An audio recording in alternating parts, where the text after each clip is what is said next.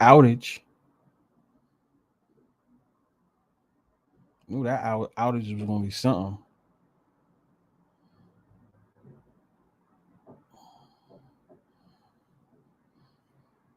Let me know if y'all see me. Hold on.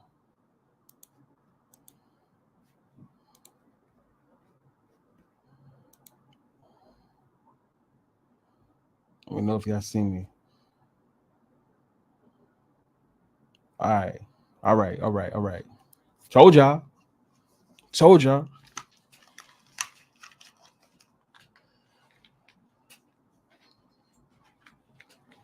All right. See, I know I wasn't bugging. I'm like, yo, the whole time I'm talking to you, I'm like, yo, this shit is gonna clip off. You see me, I see you, cool. I see you. Hold on. I see you. I see you, cool. I see you, good shit. All right, you see me. Cactus. He says you good now. Okay. Hit that like button before y'all comment. Yo, yeah, I need y'all to re-hit the like button now because of that whole outage thing. You know what I'm saying? So re-hit the damn, man. I hate that because now the videos is gonna be two parts. I don't even like that. I don't know if I'm after this stream, maybe take it down, take both videos down, the previous one and this one, and just like bring it into post-production and then fix it up for y'all. Like, because even though these are the lives, but I just don't like things out of order like that. That's for me. That was just for me. I ain't like that, but yeah, my fault. It was an outage real quick. Bang. Yeah. Y'all noticed when I was talking, right? I felt it. I'm like, yo, something gonna happen. Boom. I was like, see, I knew it. I knew that was gonna happen. I knew that was gonna happen. That shit was gonna hit me. But everyone that is tuning in, man, listen, the ones that are here, I know there was a whole bunch of people that was, it's like they're gone. I see people coming back in now, but we gonna get it started. We're gonna get it started right back. Lombardi be in the building, something, my guy. Yeah, Lombardi, you ain't hit, you ain't see that other that little outage and shit like that, but we good now. We good now. I see you see me. All right. He said, hit the music. Of course, I'm gonna hit that music repeat. Gotta put the theme on. We about business. All right. Bring that fire ass beat back, my G. We brought it right back. Now, all right, now let's get back into it. Right? Who was the last person that we hold on. Joel and B. That's where we ended off, right? We ended it off with Joel and B before we got rudely interrupted. Oh, okay. Nice. Okay, now Mr. Joel and B. Joel and B, as I said before I was rudely interrupted, he is the biggest gatekeeper. He is one of the biggest gatekeepers ever. Now, I know there was a lot of people saying, I think some people were saying no, right? In the last video, some people were saying no, some people were saying yeah. Joel Embiid is a certified gatekeeper. I'm gonna make sure I say that. I'm gonna stand on that. Joel Embiid is a certified gatekeeper. He is what's so crazy? The NBA has his role. As much as we talk about it being rigged, scripted, fixed, I gotta ask, does Joel Embiid really get hurt though? Because what do we talk about? Fake injuries, right? We talk about fake injuries a lot. But does Joel Embiid really get hurt though? Because at one point I had to ask myself, like, this can't be does the NBA really have him like this? Because what sports leagues say, you do this. Or is he really just frail like that? Like all jokes aside, is Joel Embiid really frail like this? I want to know. Somebody tell me. I think he frail. That's just me. That's just my opinion. I think he frail. Right? He's a certified gatekeeper. I'm definitely gonna say no. I mean, I'm definitely gonna say yes. I don't rock with him.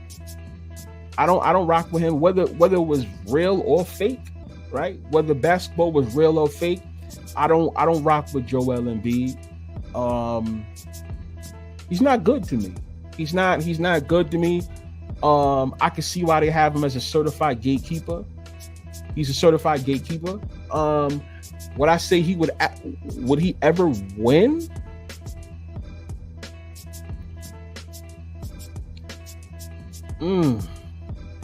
I feel like I want to say no, but you never know. They might have a script for him if he what is that?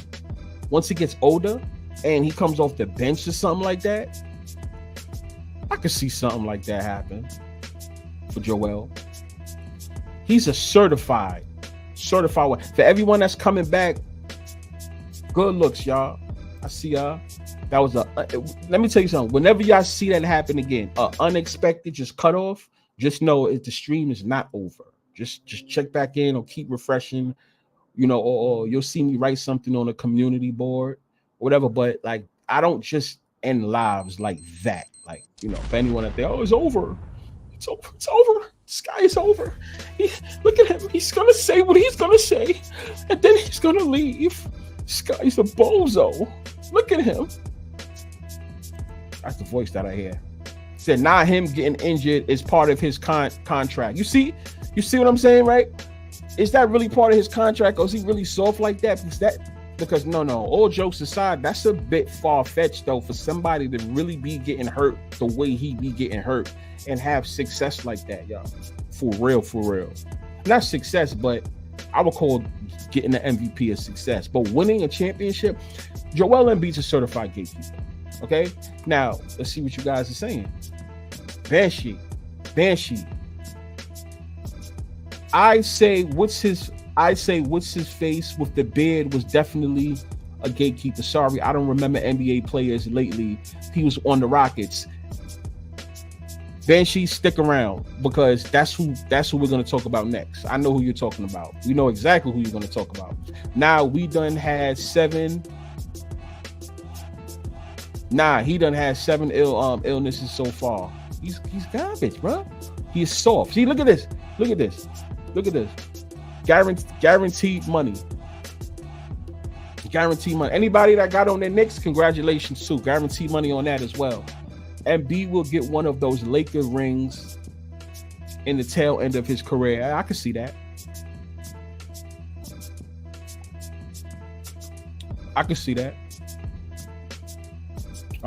That's why I said I don't want to talk too crazy and count him out, and then next thing you know, this guy is he still gets a ring. Do you think OKC will have a season like the Lions did?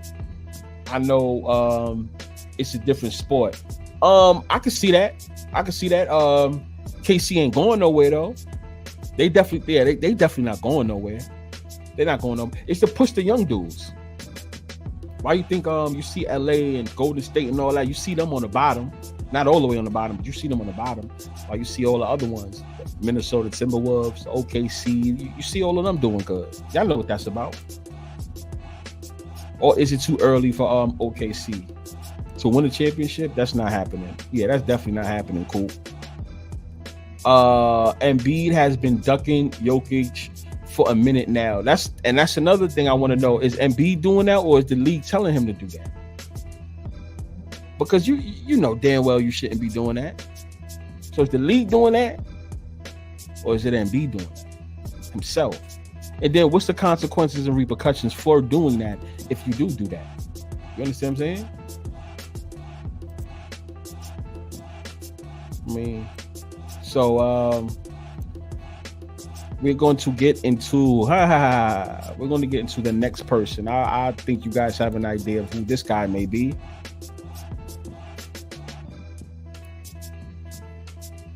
You have an idea of who this guy may be.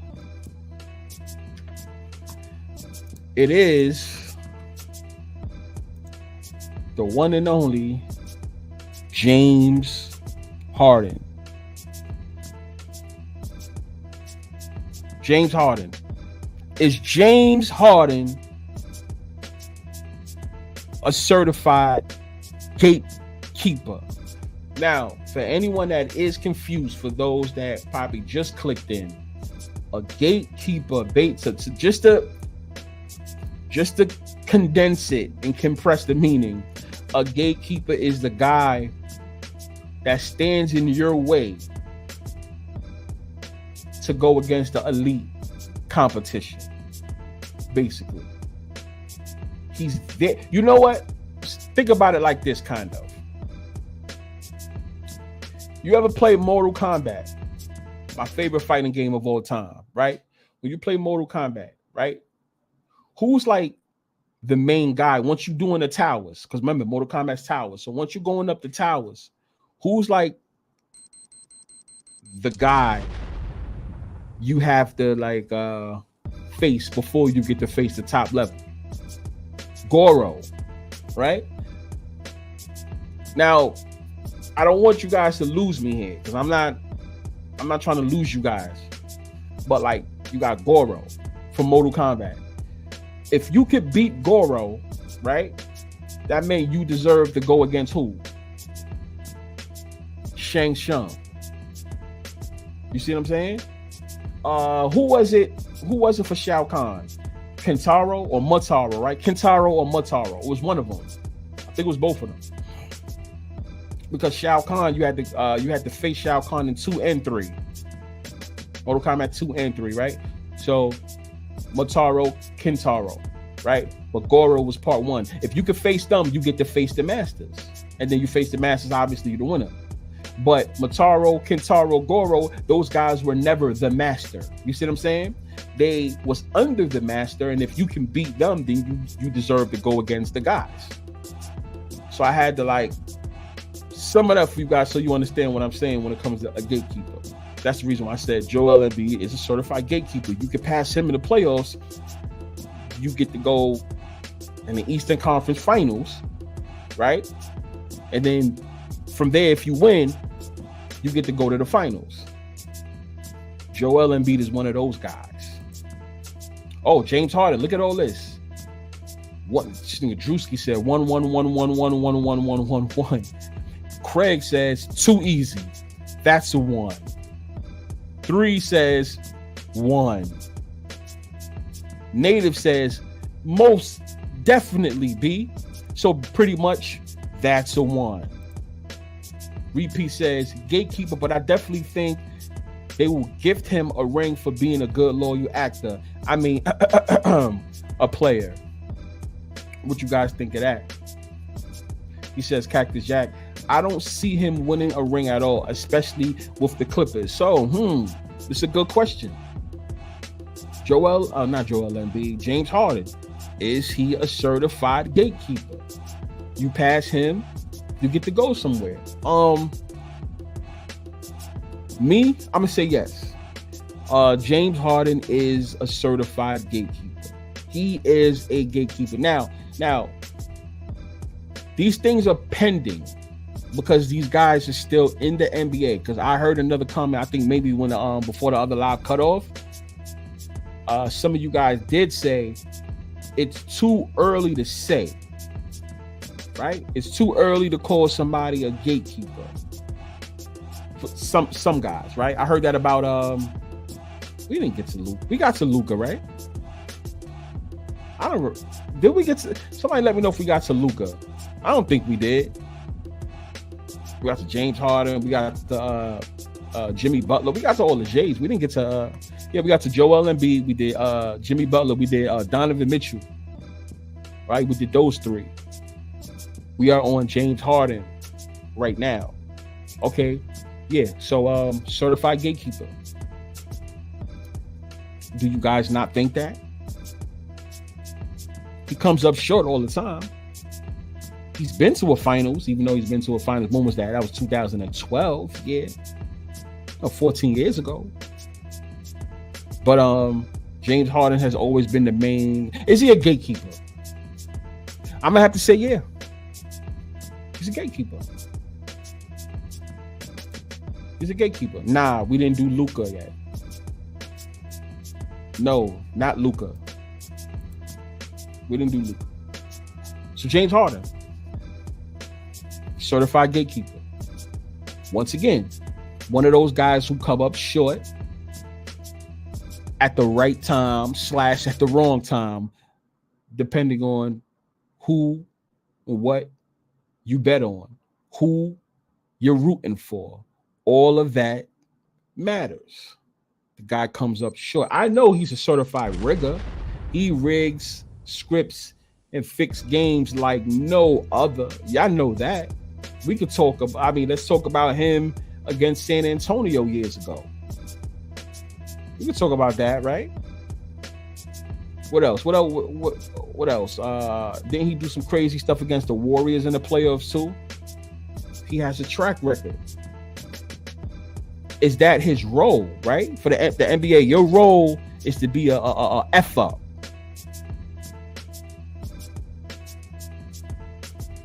Come on, stop playing. Stop playing. Is that his role? What I got to say about that? Says Ishmael says he said Devin Booker. We're gonna get to him because he was a nominee. So once we finish these eight guys, we'll talk about the nominees, Ishmael. He was one of them. Harden might be a new Barkley. Close, but nothing. Charles Barkley was a gatekeeper. Charles Barkley was a gatekeeper, y'all. That was one of his roles. He says, just tuned in, but Dame, Harden, and B, CP3, and Butler not winning no rings. Wait, and then he continues up with also Westbrook is not winning at all. It's funny because some of those guys are on the list. Shit. Very, very interesting. Very interesting. Okay, so y'all know who's next in line, right? Y'all know who's next in line. You know what? I just want to talk about him for a second. Y'all see it, right? Luka, guys. Yes or no? Is Luka a certified gatekeeper? Yes or no? Now, y'all probably saying, okay, all the people that you listed, B Fire, you have a yes. Well, maybe that's why I put them there, right?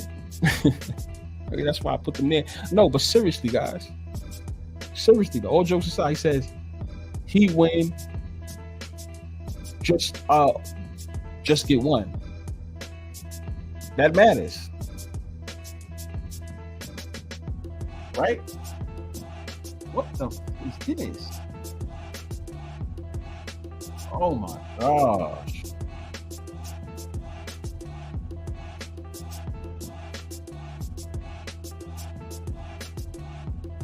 Is it yes or no? Okay, oh, there you go. My opinion too. There you go. Dirk won. Why wouldn't Luka? Both on the Mavs. Well. Here's the thing on top of you. Win, because for those that's confused, right? It's a reason why. It's a reason why I say the things that I say.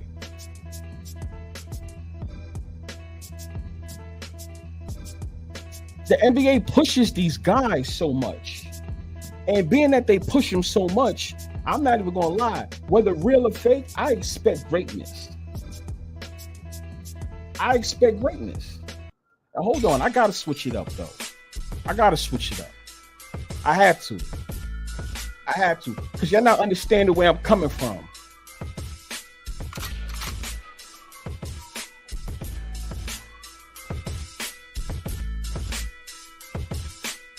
You hear me? Now we got to get angry with the music.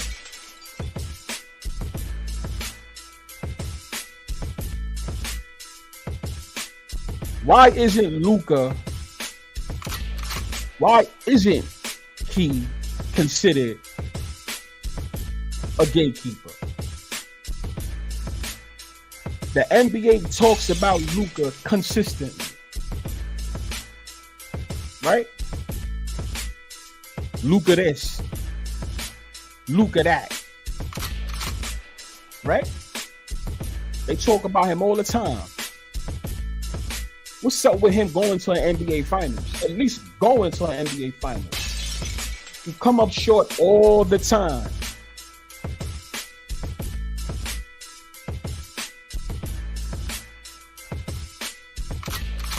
You come up short all the time. To me, you a damn gatekeeper. If you don't win the championship, if you don't win at least one championship and you consider a star, you are a gatekeeper to me. You are a effing gatekeeper to me if you cannot win one championship, but they keep talking about you. Another reason. Y'all know me, I'm a bettor. I like to pay attention to the betting lines a lot. I pay attention to the betting lines a lot. You can have somebody like the Dallas Maverick. Every time it's a Luka game, they're favorite. That's another thing too, guys. That's another thing I want y'all to pay attention to. We have to pay attention when it comes to calling somebody a gatekeeper or not. To me, once again, a gatekeeper. When I go into the sports book and if I look at the betting lines, right, and I always see this team that this player plays for, they are always favorite because he's there. But he always comes up short.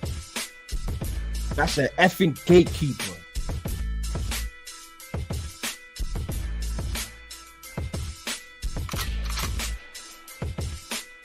That's a gatekeeper. Steph Curry, right? Steph Curry's role in the NBA is to win. That's not a gatekeeper.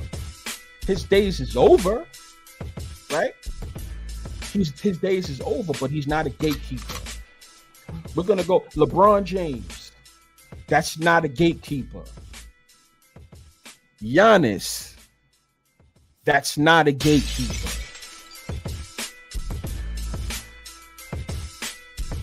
Let's call it Joker. You know Joker from the Nuggets. He's no longer a gatekeeper. Right? I know y'all said, oh, it's too early for some people. The reason why I have put Luka in this, for those that say it's too early, is because the NBA talks about him a lot. If you keep talking about somebody a lot, I expect quote unquote greatness if this is so-called real, like I always say. That's the reason why I always say, if this is real, if it's real, then Luka should have a championship by now.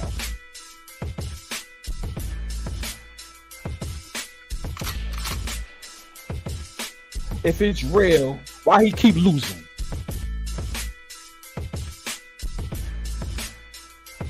He has no help.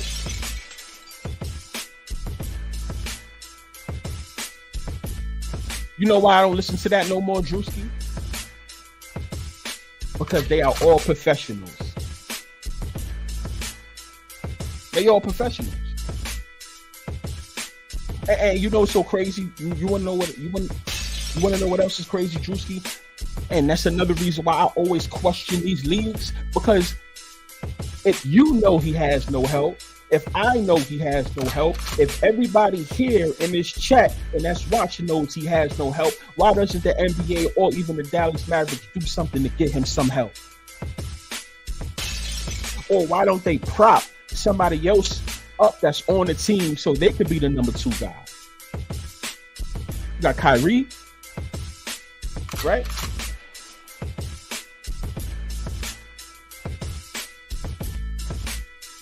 Luke is a gatekeeper. He's a gatekeeper. Is Dallas Mavericks gonna have more success? What? They won? No, they lost. They went to the finals in 2006 with Dirk, but Dirk got his friends back in 2011. I really think all that was because LeBron James had went to the Heat, and everybody was betting on the Heat to win the championship that year, and it was easy money. Kind of like the Giants and the Patriots. Miami versus Dallas, that championship in 2011 with Dirk, that was just like the Giants and Patriots, and you know, all these other games where we think one team is going to lose for sure and the other team is going to win for sure, and then we get the switcheroo. You understand what I'm saying? The Dallas Mavericks, I don't see them doing it again, because they should have went to the finals again. They should have went to the finals. Remember, 2006 they went, and then it was 5 years later in 2011 they went right back. Well, 2011, 5 more years was 2016, right? On average, they should have been back to the finals. Luka is a certified triple platinum gatekeeper. Nice beat. Thank you, my guy. This is the I'm mad beat.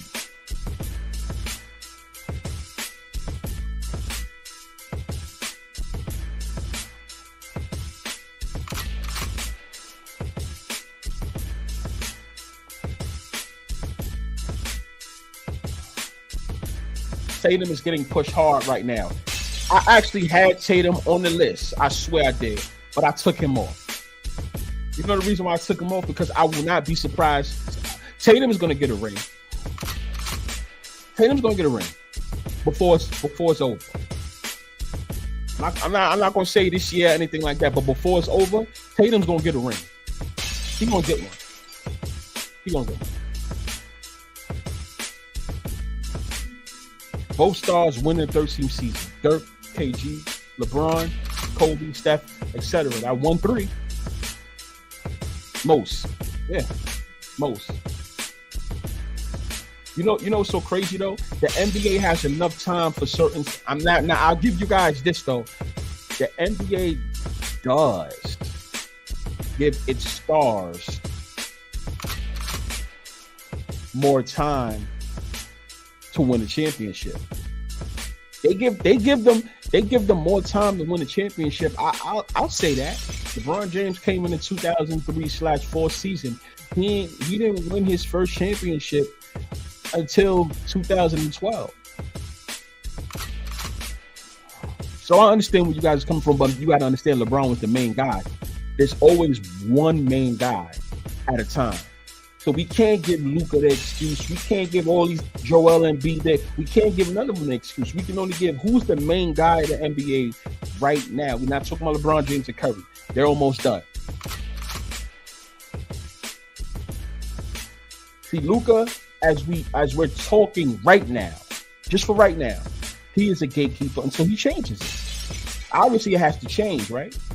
Luka is a gatekeeper until it changes. Joel Embiid is a gatekeeper until it changes. James Harden's a gatekeeper until it changes. Donovan Mitchell is a gatekeeper until it changes.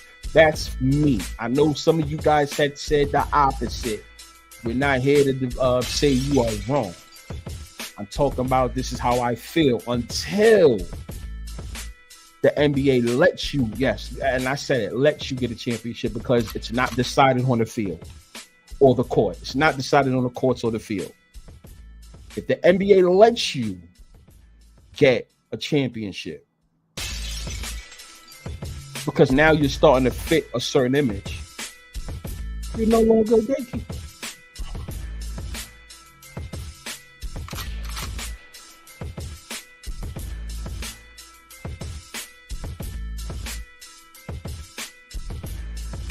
I mean, look, most stars win later, but Luka's in the 6th, took LeBron.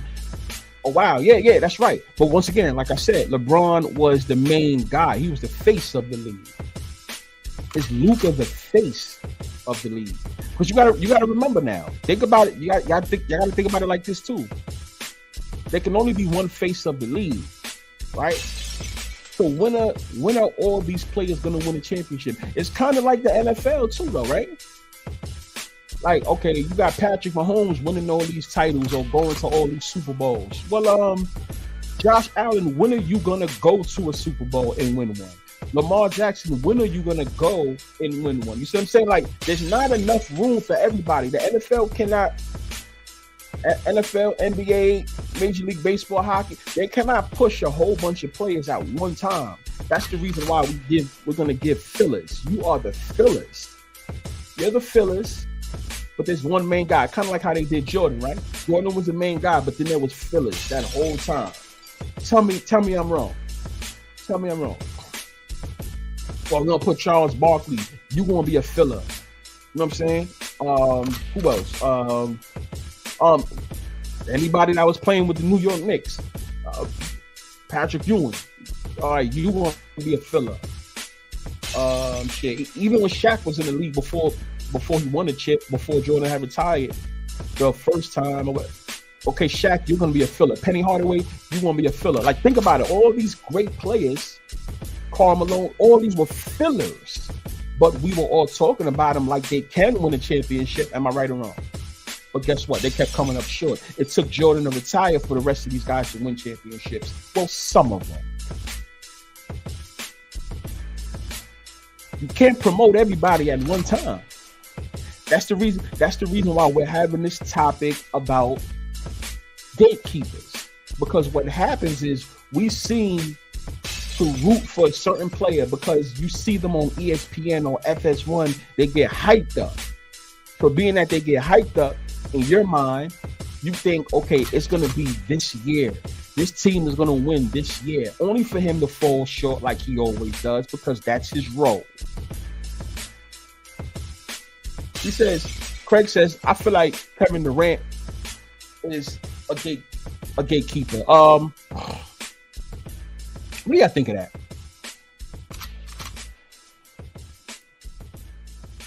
What y'all think about that?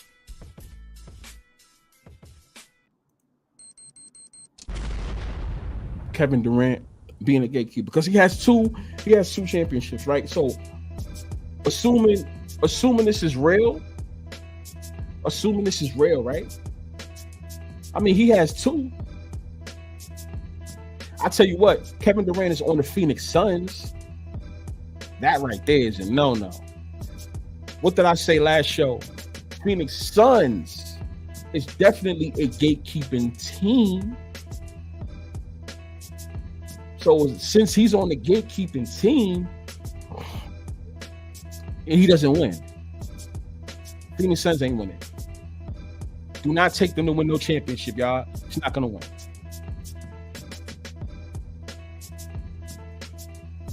Tatum is a gatekeeper. Tatum is a gatekeeper too. Then, yes, Tatum is a gatekeeper pending. Yes, he is.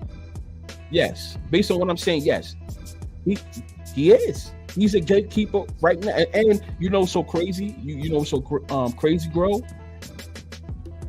He's on the Celtics, so we expect. Well, I'm not even gonna say me. Let me stop saying it because I already know what it is. But you know, people that watch, you would expect the Boston Celtics to be the teams that's winning back to back, or win one, lose, or whatever it is, right? But these guys haven't won since 2008, right?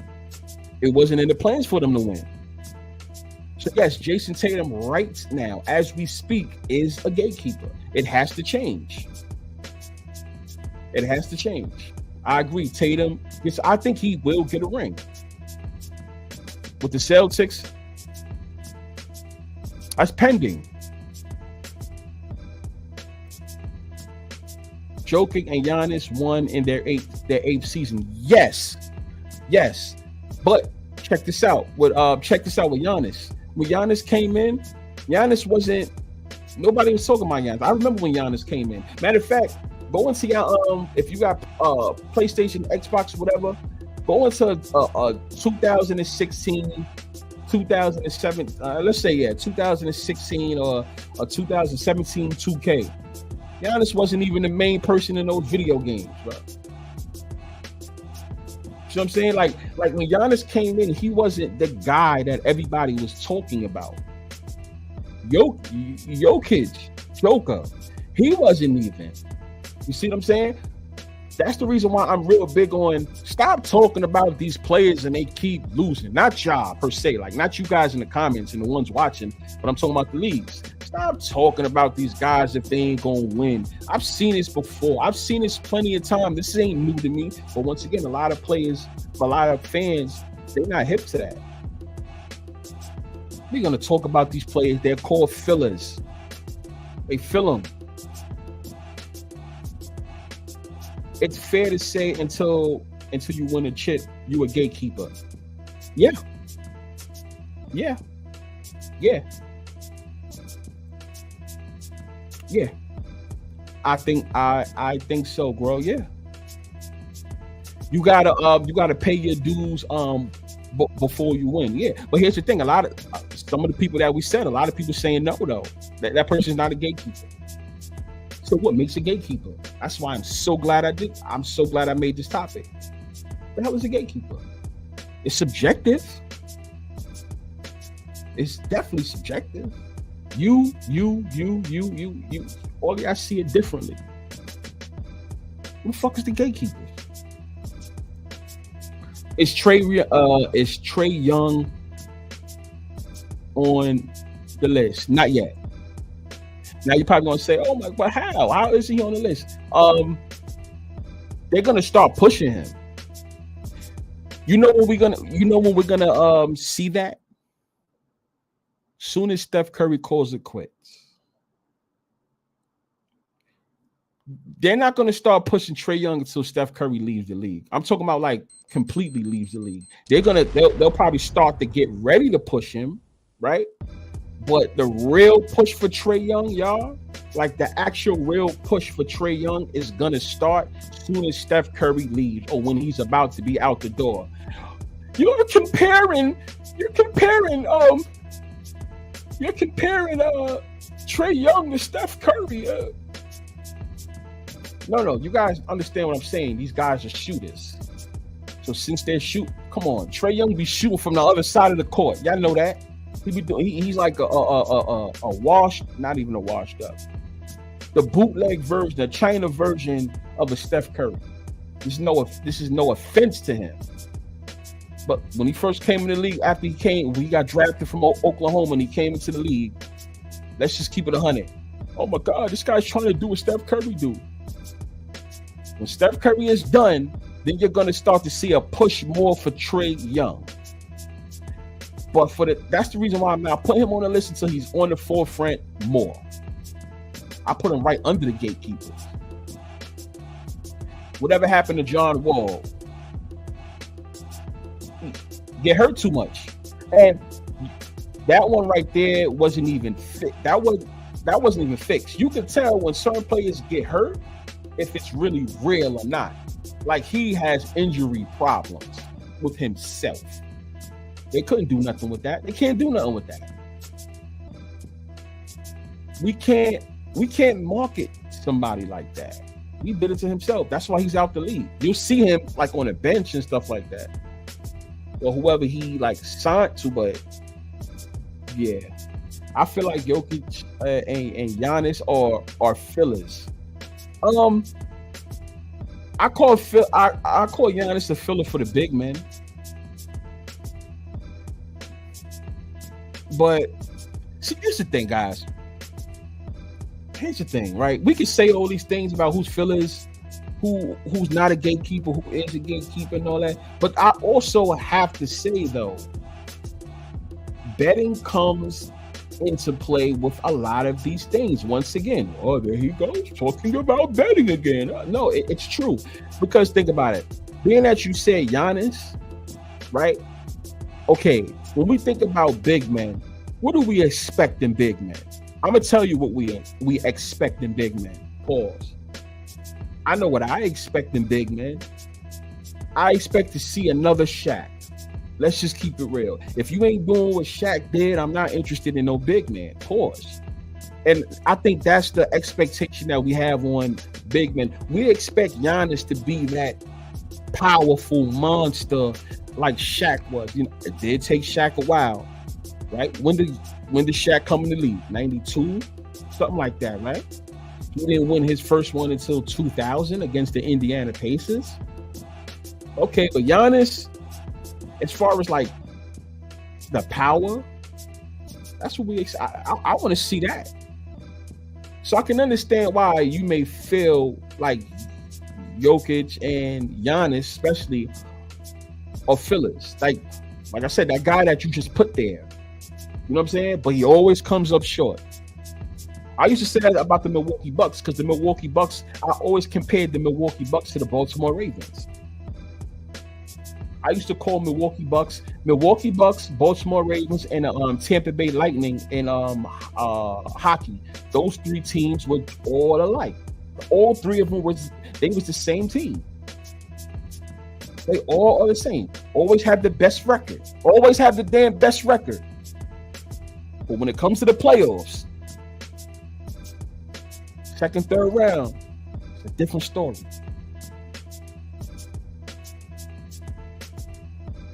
If by Phillies you win just one chip,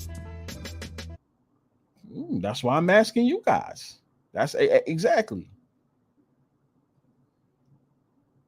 It's by cycle and storyline. In the NFL, you can have a multiple phase.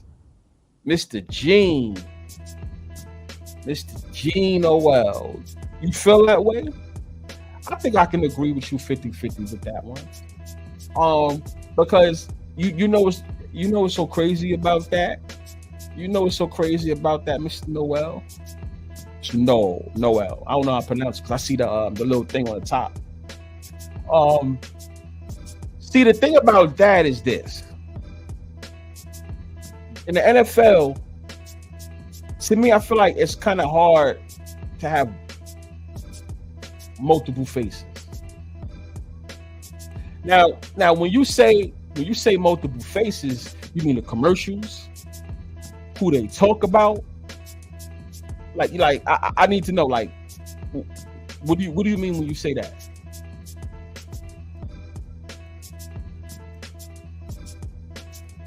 Because I think the NBA can have multiple faces and the NFL can't. I think it's switched the other way around. Man, I could be wrong. Who's our next name?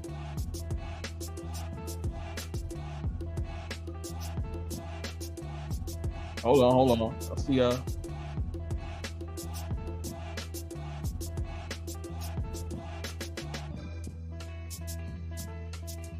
Oh, I like this one. All right. So what do you say about Kawhi Leonard? Kawhi Leonard is not a gatekeeper. I like this one. Yosef in the building. My guy, Yosef. All right, people. Yosef. Kawhi Leonard is not a gatekeeper. No. He's not a gatekeeper. Kawhi Leonard's not a gatekeeper. I do not call Kawhi Leonard a gatekeeper whatsoever. First off, let's be for real. Kawhi Leonard, let me tell you why. First off, the NBA propped him up early. Am I right or wrong? They propped up Kawhi Leonard early. This guy won his second year in the league? He won his second year in the league. First off, they made sure they put him on the Spurs. He won maybe his second year in the league. I could be wrong, right? Because he lost to the Miami Heat the first go around, right? His rookie year. Second year is when he actually led the Spurs, not Tim Duncan and not no one else. It was him that led the Spurs. Well, the NBA had him lead the Spurs over the Miami Heat in 2014 to win the championship, right? So he had got a chip. Then he got another chip in 2019. He's not a gatekeeper. He's not a gatekeeper. They're actually making sure they give him the championship. Now, trying to put him over somebody like a LeBron James, no. That's when the gas comes into play. That's when people start thinking more about Kawhi than he actually is. Now, I'm not saying he'll bust my ass in basketball now, right? But you guys understand what I'm saying. You guys understand what I'm saying when I say that? No, Kawhi Leonard's not a gatekeeper. He wins. He wins. He wins. Now him with the Clippers and all that. Now that right there is the trap. Now that's the trap.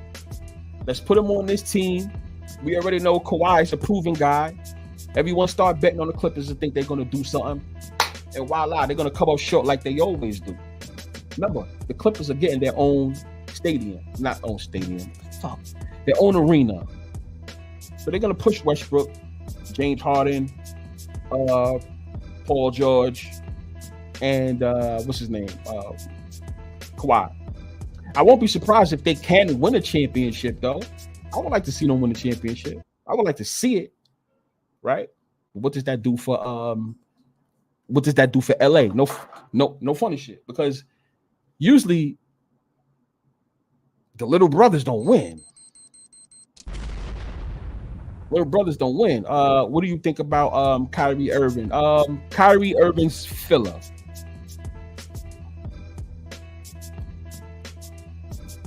Kyrie Irving is not a gatekeeper. He's not a scrub. He's not none of the greats. He's filler. First off, you don't even look at Kyrie as the main guy anyway. Now, mind you, that's the reason why we're talking about, like, the guys that we spoke about is usually the leaders of their team. You know what I'm saying? Those are usually the leaders of their team. Kyrie, since when has he been a leader of any team he went to? I can't remember any team he went to where he was the actual leader. Not even when he went to the Celtics, because not for nothing, I was still thinking about it. Even though Jason Tatum was young, I was still thinking about it like him and Jaylen Brown over Kyrie. No funny shit. I'm dead serious. I really was thinking that. I didn't say he was actually better, but what I'm saying is, like, I thought about them more than Kyrie because Kyrie just came in. Kyrie is more like a filler. You understand what I'm saying? Like, oh, it's a filler guy. Not a gatekeeper. He's not a gatekeeper. He ain't a gatekeeper. Celtics right now always losing the conference finals or the finals. That's a gatekeeping team. No, not a gatekeeping team. They got the most titles ever.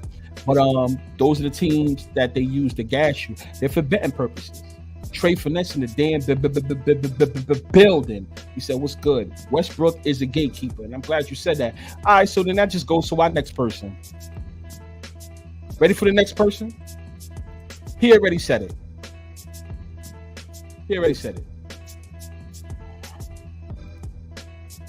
Is Westbrook a gatekeeper?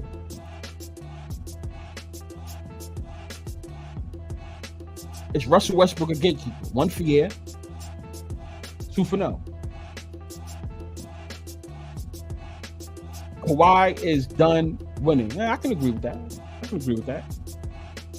Tatum does not have he does not have a family image around. It's just him induced the single father thing. You know what? That's kind of interesting. He said that, Mr. Pierre. I kind of like that. I kind of like what you just said, because even though people, y'all think that would be a good thing. No, you don't know fathers are not celebrated. Fathers ain't celebrated. So a single father, you're dismissing the mother. There's no mother around. Her face ain't there, and we all know NBA likes to cater to women, right?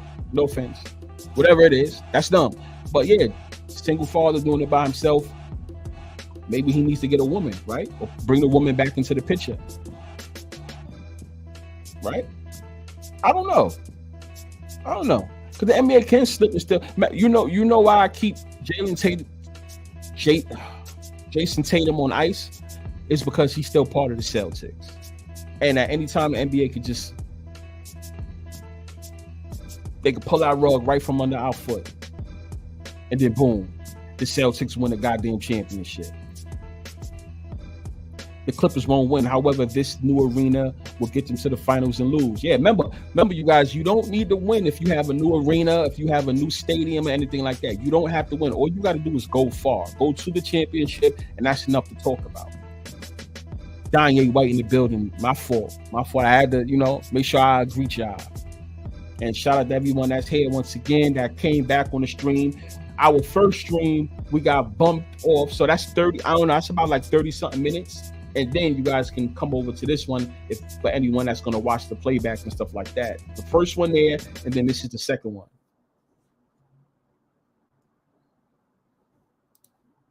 One interesting, I don't know, I feel like y'all playing games. I feel like y'all want to play games.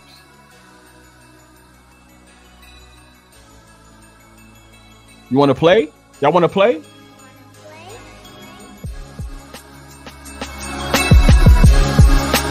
Hold on.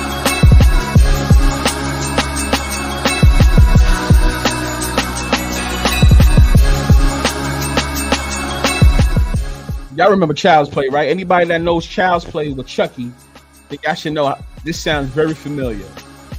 Anybody? Y'all remember Child's Play? Y'all saw Chucky, right? Y'all want to play? We're going to get to the next person. Who wants to play, though? Who's going to play?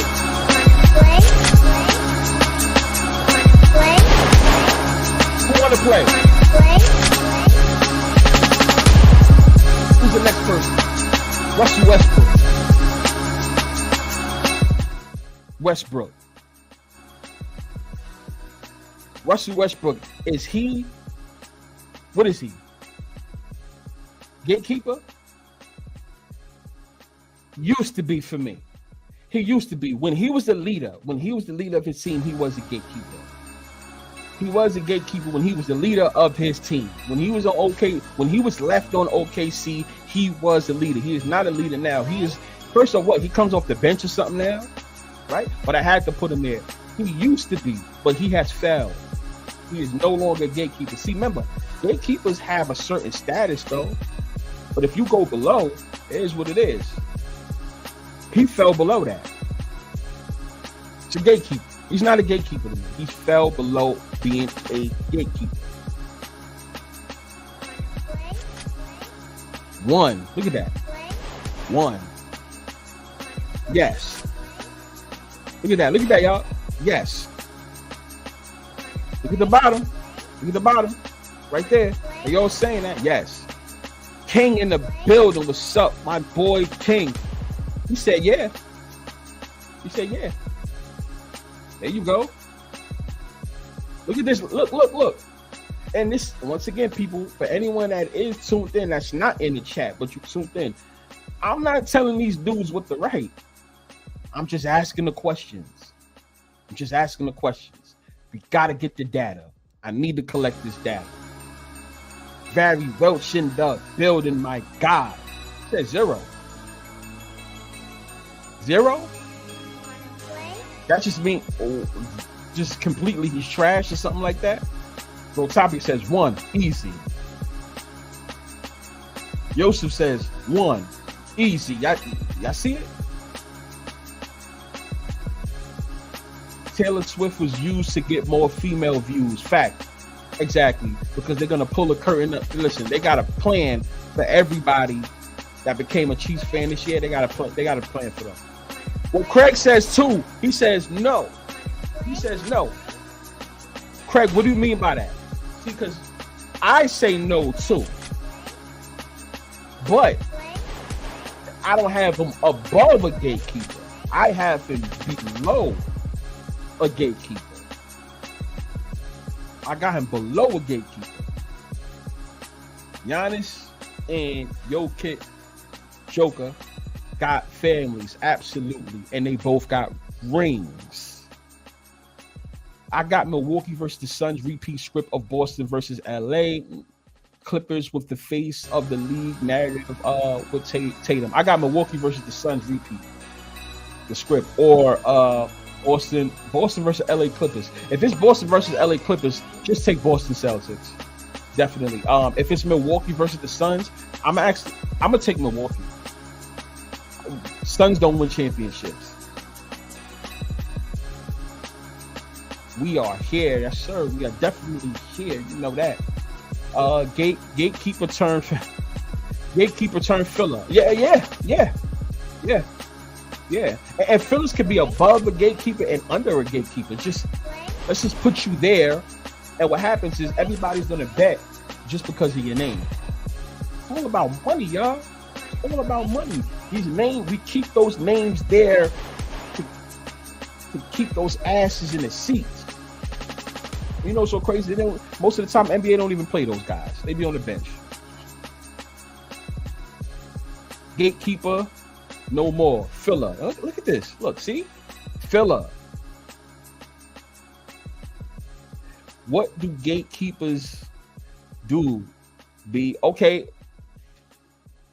They keep them right there to do just enough.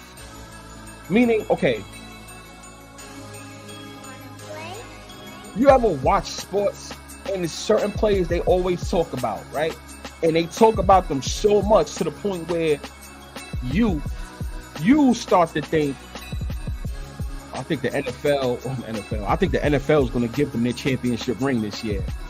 I think the NBA is going to give him his championship ring this year based on how they're talking about him. That's usually what a gatekeeper is. One of the things, right? Because he wins, right? But he could just never get there. Anyone that knows football, kind of like a Josh Allen. Remember, I used to say Derek Carr was a gatekeeper. Now I think about it, he's no longer a gatekeeper. He used to be a gatekeeper back in 2016.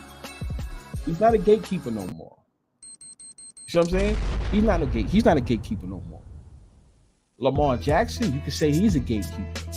He's propped up so much. You see what I'm saying? He's propped up so much, Lamar Jackson. Josh Allen, he's propped up a lot. And what happens? He loses. In the NBA, who are the guys that's propped up or that people talk about so much? And then every time that team plays, that team is always a damn favorite. But then they always come up short. Gatekeeping. That was my phone tripping. Oh, okay. You're in tripping mode. Okay. I was like, what's the zero? What was the zero? Because I thought you meant like this player is so bad that he don't even deserve a one. He's just bad. Well, Allen, I forgot to put him on here, but he no longer plays. But with Allen Iverson, what does that say? Will Allen Iverson, the gatekeeper of Philly Sixers, never win a chip? Is he like Joel? I think Allen Iverson was a gatekeeper. Now that we really think about it, Allen Iverson was a gatekeeper. If you don't get the rock with the champions, you are a gatekeeper. I don't care what your stats look like. Allen Iverson has some superb stats. You guys know that. He has some good stats, right? We put him in the pros. He's won All-Star games. He's won he's gotten MVPs. He's gotten everything, you name it, except for a championship ring. If you want to be technical, then maybe Allen Iverson is a filler. Not a filler. I'm sorry. No. He's a gatekeeper. If you can get past Allen Iverson, you can do some things. Allen Iverson is a gatekeeper. He was a gatekeeper. I'm sorry. He got the rock with some of the main guys, but always fell short. Right? People don't understand. The NBA gives these guys these roles.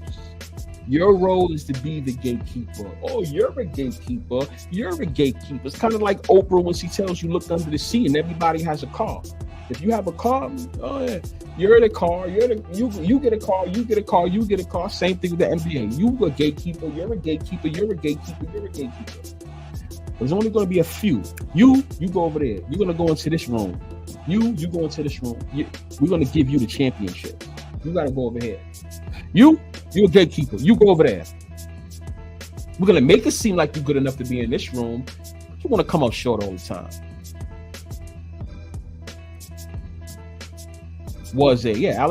Allen Iverson was a gatekeeper. Morant is the new Iverson. Absolutely. They're not giving him no championship. It doesn't fit the narrative. You got to look, act, and talk a certain way. He was never really the main guy on his team except for 2 or 3 seasons. He just blew a gate. He's just below a gatekeeper. Russell Westbrook. He's definitely not a gatekeeper now. He's filler. Definitely filler because he still has the name. So to anyone that has been listening for the past hour and a half, because remember we got 30 minutes that was on the other stream before this one, right? You guys now get where I'm going when I say what I'm saying, right? It's filler. Teams that we use, players that we use as filler. Why? Because of their name. They have the name.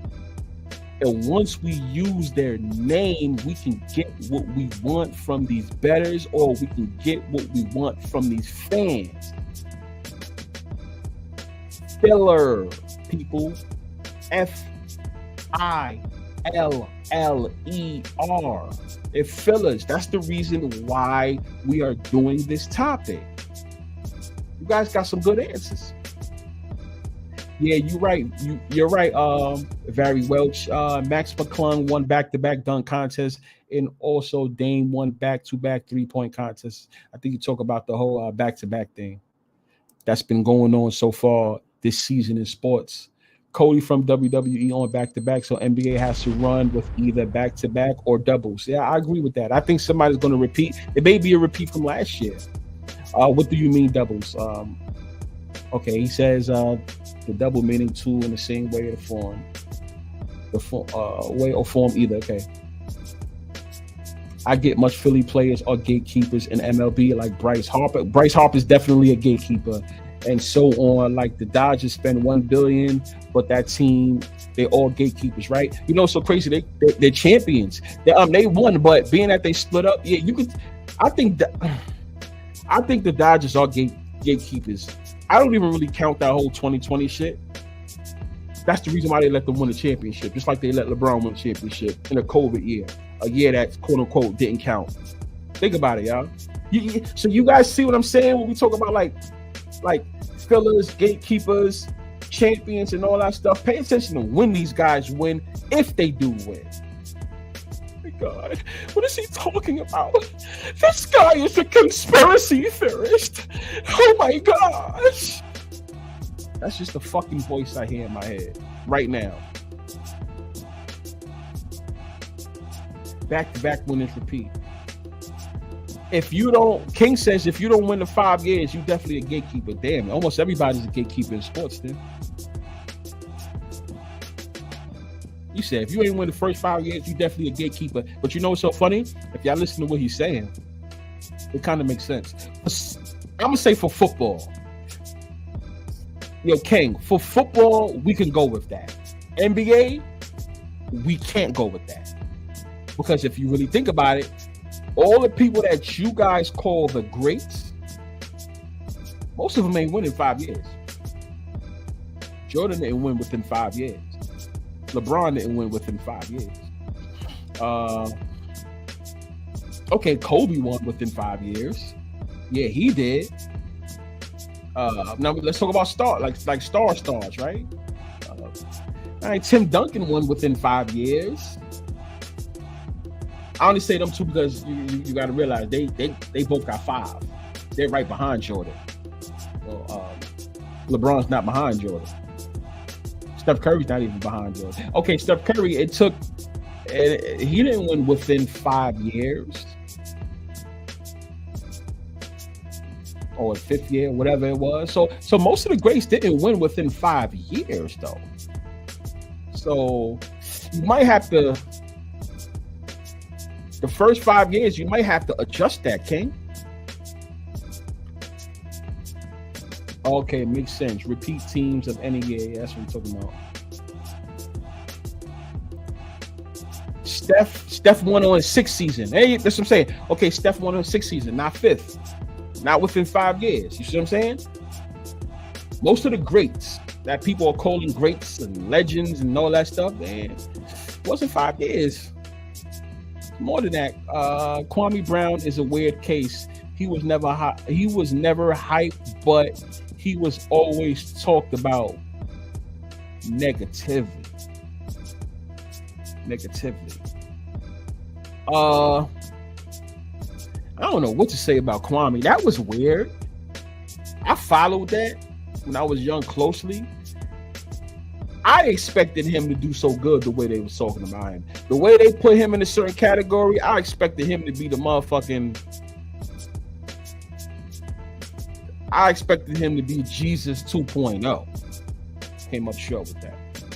What are you talking about? Oh my gosh. I could be wrong, but you get KD in the final. I don't know about that. I hear y'all, but I don't know about that. Okay. This guy.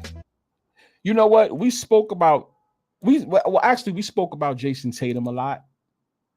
Right? We spoke about him, so we really don't even got an answer about Jason Tatum. This guy, I probably would have to say is I don't want to give him the ultimate gatekeeper, but he has to get the gatekeeper to me. He has to get the gatekeeper award.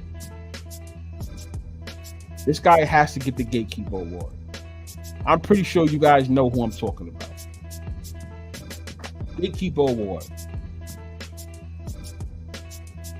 You guys have an idea who I'm talking about? Let me see if you guys can say it real quick before I unveil it on the bottom. Who to me in the NBA currently is the ultimate gatekeeper?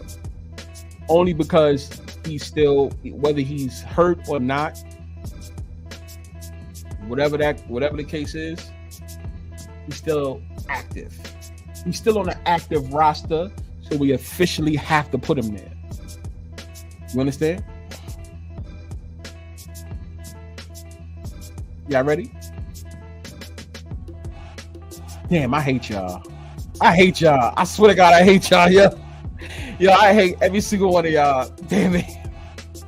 Listen. I don't like none of y'all dudes no more. I don't even want to talk to none of y'all no more. You guys is good. Look. You guys are good. You guys are good. I don't like y'all. I swear to God, I do not like none of y'all. I don't want to talk to y'all no more. For real. Fuck you for saying it. I do not like none of y'all. I swear to God. But every single one of y'all, don't talk to me no more. For real. From here on out, starting tomorrow, don't talk to me no more. This guy is a certified. Okay, I hate Joel Embiid, but Chris Paul is a certified gatekeeper. When we talk about gatekeepers of all gatekeepers, we are talking about the one that actually makes the gate, the one that manufactures the gate. CP3 is the biggest gatekeeper of all time. Hold on 1 second.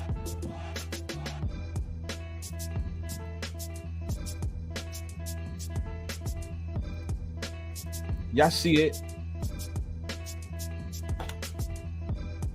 Y'all see it? Look in the comment section. It's right there, y'all. The link is right there. The link is right there. Yo, CP3 is the biggest of all time. Pierre, you was wrong. I think you had came in late because Jimmy Butler was one of the first. People we spoke about.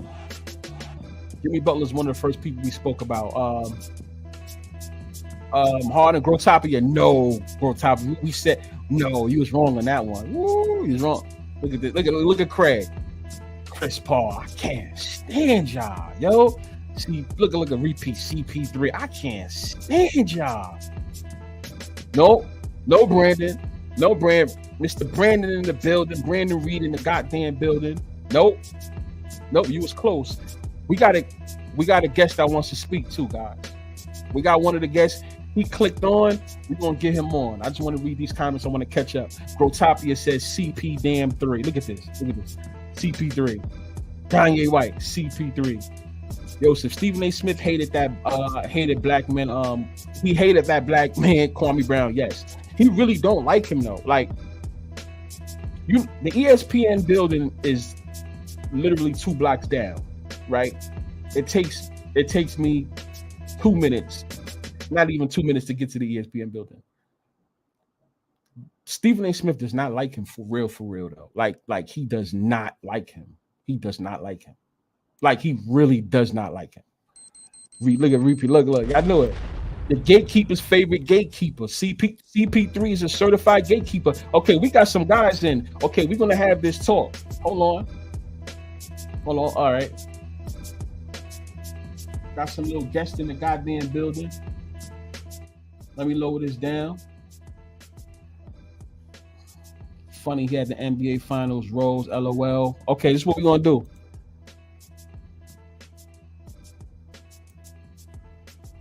Boom.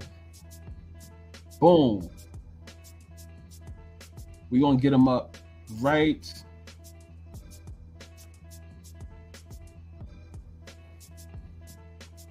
Wow. Yo. What up? Hold on. Let me introduce these good fellas first, though. I got Mr. Kenley Pierre in the building. Do I or do I not? Yeah, you do. Yeah, he says, yeah, you do. Kenley's letting y'all know I'm in the fucking building. So y'all better show this man some goddamn respect, right? Oh, who else I got? Do I got the one and only Drew? Is Drew in the building? Yes or no? I need to know. Yes, sir. Drew's in the mother effing building. Yes, he is. So what y'all gonna do is y'all gonna show these men right here some goddamn respect, because I think they got a lot to say, right? So we're gonna start off. I know what you guys was writing, but I need to know. I need to hear y'all voice. Who is the gatekeeper of all gatekeepers? Who wants to start first? Like old or new? That's a good question. So this is what we're gonna do. NBA, we're gonna start off with old first. Who was the ultimate gatekeeper? I guess old, and then we'll get into modern times right now. Go. I'm gonna say Dominique Wilkins. Could somebody press mute? Because I think I can hear the feedback. If you ain't talking, somebody, yeah. And then when it's your turn, matter of fact, I got y'all. So we're gonna start off with who just spoke just now? It was me, Kenley. Okay, yeah. Okay, I got you. I said Dominique. He says Dominique. Okay, he says Dominique Wilkins. That's an underrated pick. Come on, man. He didn't win a chip, but it's like he got the Blake Griffin effect in a way where he could dunk. He's athletic, but come playoff time, no show. Just like the others. So he's like, to me, he's pretty underrated as far as like the gatekeeping. We talk about Chris Paul, though, but that's what I think. So you think, okay, you say Dominique Wilkins. I remember Dominique Wilkins. I'm not gonna lie, and I do remember him always coming up short, right? Every time they had to like play somebody in like the Eastern Conference Finals or even the divisional, right? So that's the reason why you say that he's like an ultimate gatekeeper. Yeah, because look, if you think about it, he won against Jordan in like the dunk contest and stuff like that, and also weekend. But when it came to playoff time against like guys like Bird and let's say like Isaiah, Jordan, and like in the Eastern Conference, I can hear you. I can hear. No, hold on. I can hear the double. You got it on speaker. Yeah. Okay, yeah, because we can hear the. Now I don't hear it. Okay, so we're good now? Yeah, you perfect. Okay, bet. So the reason why I say that, like, because he's an underrated player in the 80s that, like, he's like, the reason why I say he's a gatekeeper is because when it came playoff time between him and Jordan and, like, Isaiah and Bird, he wasn't winning, like, against those guys. Even, like, Ewing got to the finals, you know what I'm saying? Mm-hmm. Like, he just never got over the hump. It was always about, like, with him, it's always about dunk contests, his athletic ability. That's what I think of him, you know? So So besides Barkley back in the 90s and 80s, to me it's like Wilkins. It's got to be Wilkins, Dominique Wilkins. Dominique, well, that's a you know what? That's actually a good one. What y'all think about that? Dominique Wilkins. I didn't even think about putting him. Well, this was about modern time, but yeah, if you think about the old guys, Dominique, well, yeah. Damn, that's a good one. That is a good one. Even thought about it. Everybody goes to Barkley, but Barkley got there against Jordan. He just didn't win it. And 93 over Wilkins. I would take that career over being a guy that just being known for one thing and never getting over the hump. That's all I'm gonna say. Okay, so after I asked Drew and Yosef the same question, then I'm gonna ask you. I actually have to ask you a question based on what you just said just now, which I find to be interesting. You said something about at least Barkley went there. So we're gonna follow that up after. Okay, so Drew, you hear me? Yeah.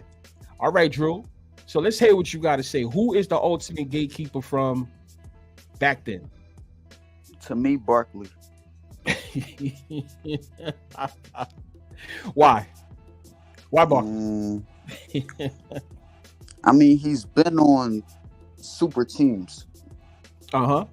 So like how to I don't know who I was watching. He was like talking about like KD, how like he a follower. Yeah. But Barkley did the same thing. Same exact thing. Houston Rockets. Who else? When he went to the Suns, because he was originally a 76er. Yeah. So yeah. I mean, I put Charles Barkley as one of the ultimate gatekeepers from back then.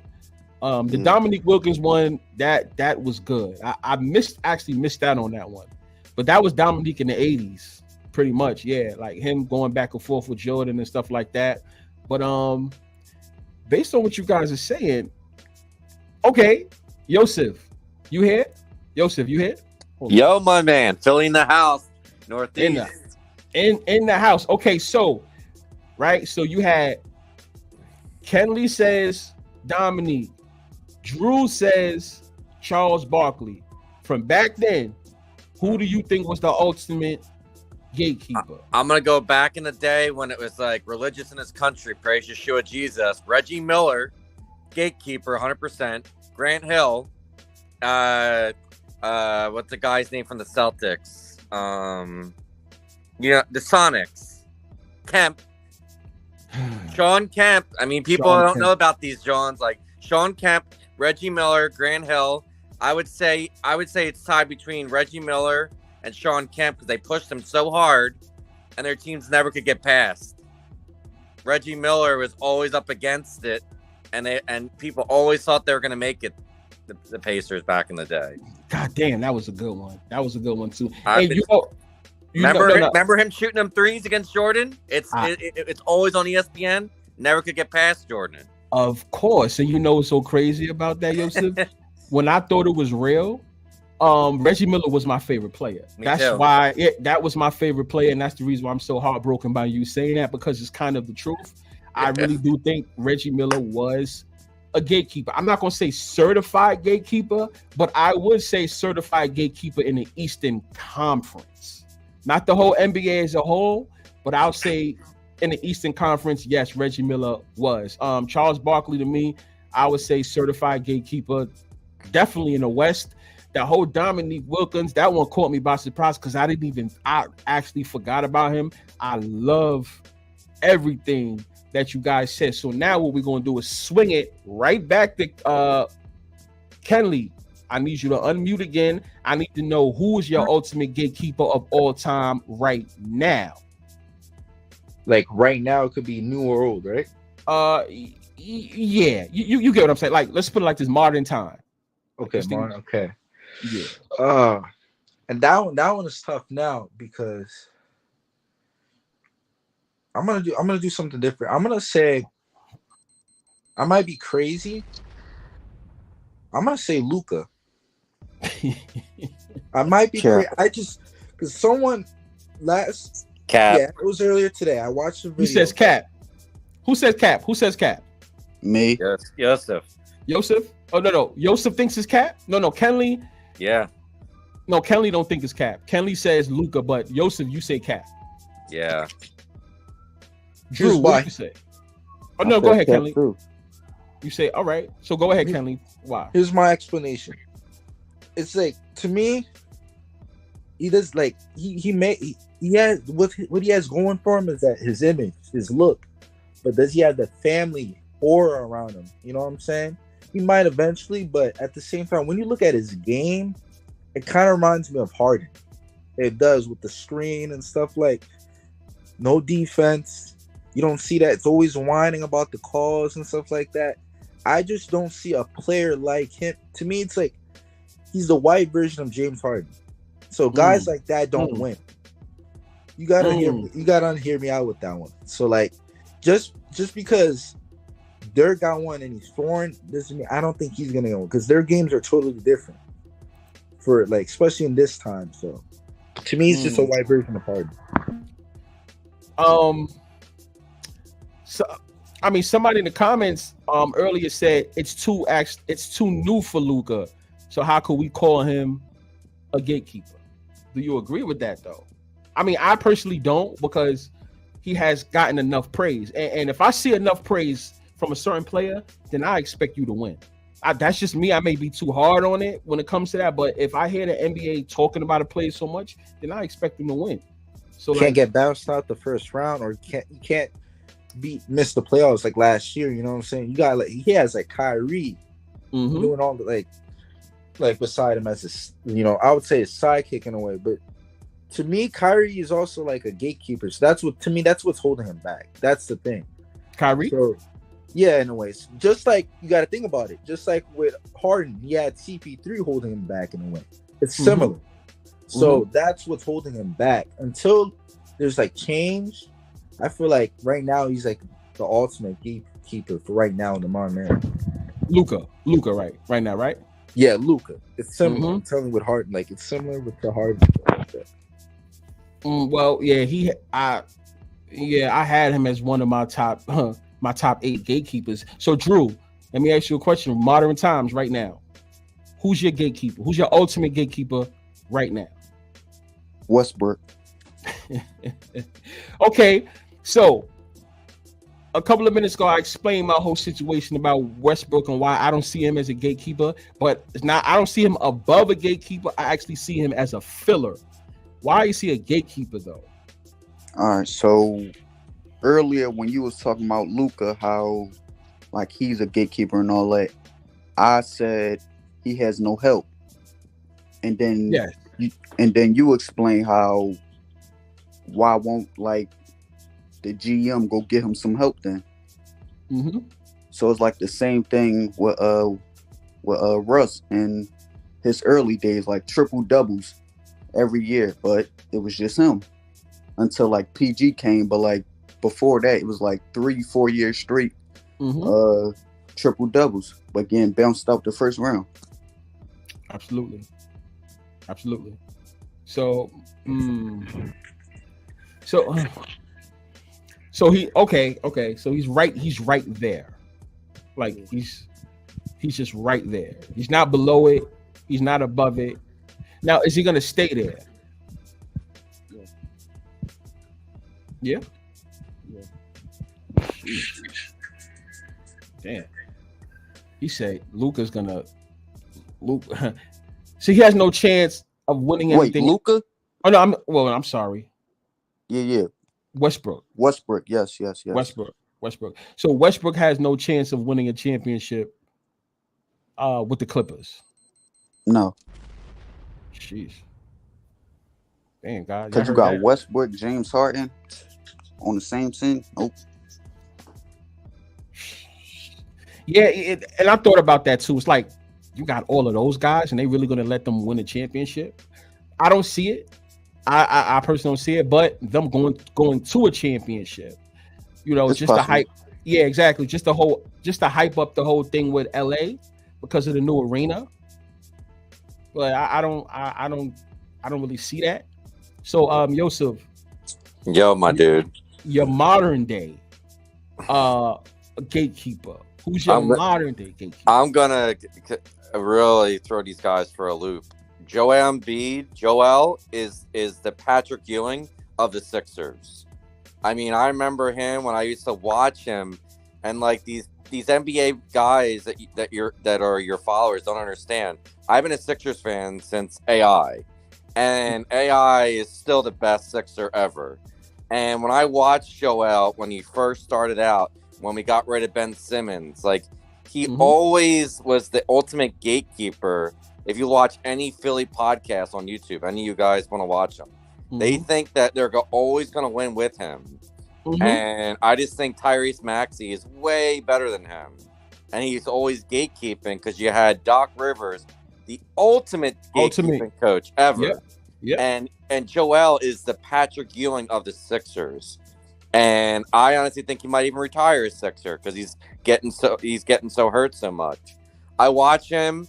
I watch how he played before we had Doc Rivers. You know, when we had these other coaches, he always missed a block or a rebound, or he couldn't shoot that day, or he has that mask on his face when we lost against Kawhi, Leonard. And the year before that, when we barely got out of the division, or I think it was the first or second round, like he always knew how to throw a game. It kind of reminds me of like a Bryce Harper before he got to the Phillies. Like he always knows how to strike out or hit that pop up. And like NBA guys don't understand, Joel is the next Patrick Ewing. They pushed him so hard because he's the ultimate black man. He's not even from America. He's from Africa. Yeah. With all the stuff they pushed him with, this BLM stuff for the last 5 years, he is Patrick Ewing of the NBA. I agree with that one. He is the new Patrick Ewing. It's just that Patrick Ewing was he was Jamaican, right, or something like that. I could be wrong. I think he will. I think, but I'll look it up for you as we're talking. But when I watch him, he doesn't have he didn't have the African accent, but it's like Joel has the African accent. You know what I mean? And you look at his entire career, he's so cocky, but then he never steps up to big people. Well, let's just think about not Jokovic, like other guys. Like he was afraid to play against LeBron when LeBron was real good with the Heat. He always knew how to be out that game. Like he's worse than Kawhi or Paul George. Like they're the biggest games, and he wouldn't be there for the next month or two. People forget that. People forget that in the early when he first came in. I agree. No. I agree with that. I agree with that all the way. Okay, so it seems like because a lot of people, even in the comments, a lot of people have different definitions of gatekeeper, right? That's the reason why I had to bring up filler. What is an actual filler? And I wanted to explain to you guys, a filler is somebody that is beneath the gatekeeper. He falls beneath the gatekeeper, but you still keep his name alive for maybe ratings or to keep the seats hot in the stadiums or these arenas, to keep the tickets going. It's kind of like, okay, you are no longer the guy no more, but you was. That's the reason why I said Russell Westbrook, he's no longer a gatekeeper. I put no, he was a gatekeeper. But now I don't call him one no more, because it's like, yo, you don't have it no more. You get what I'm saying? But we'll still keep your name there because people still know you. Yep. Fire. He was Jamaican. You're right. And you know who Westbrook reminds me of? And people don't remember this stuff because they're young bucks and maybe they forget the old times. Karl Malone's sidekick, the little white boy, that's who Westbrook reminds me of. They were both fillers. Which one, John Stockton or Jeff Hearn? Yes, John Stockton and Westbrook have played the same kind of game, and they always knew how to throw games when they had, like, Kevin Durant or Karl Malone. Go watch the Jordan games. Oh, yeah, because John Stockton was the one that had the ball most of the time. John Stockton had the ball in his hands more than every single person or during those finals. Yes, you're absolutely right. He had the ball in his hand more than Jordan. Yes, he had the ball more than Jordan. Yes, so you're absolutely right about that one. So, with that being said, I want you guys to stay up. I want to show you something. Now we're going to get into the fun. Can I ask a question real quick? Now go ahead, bro. Knock yourself out. So like with young players a couple of years in, can you like see if they're going to be like a gatekeeper or a filler? Yep, Maxi is going to be a gatekeeper. Okay. And Hey, then look at Maxi.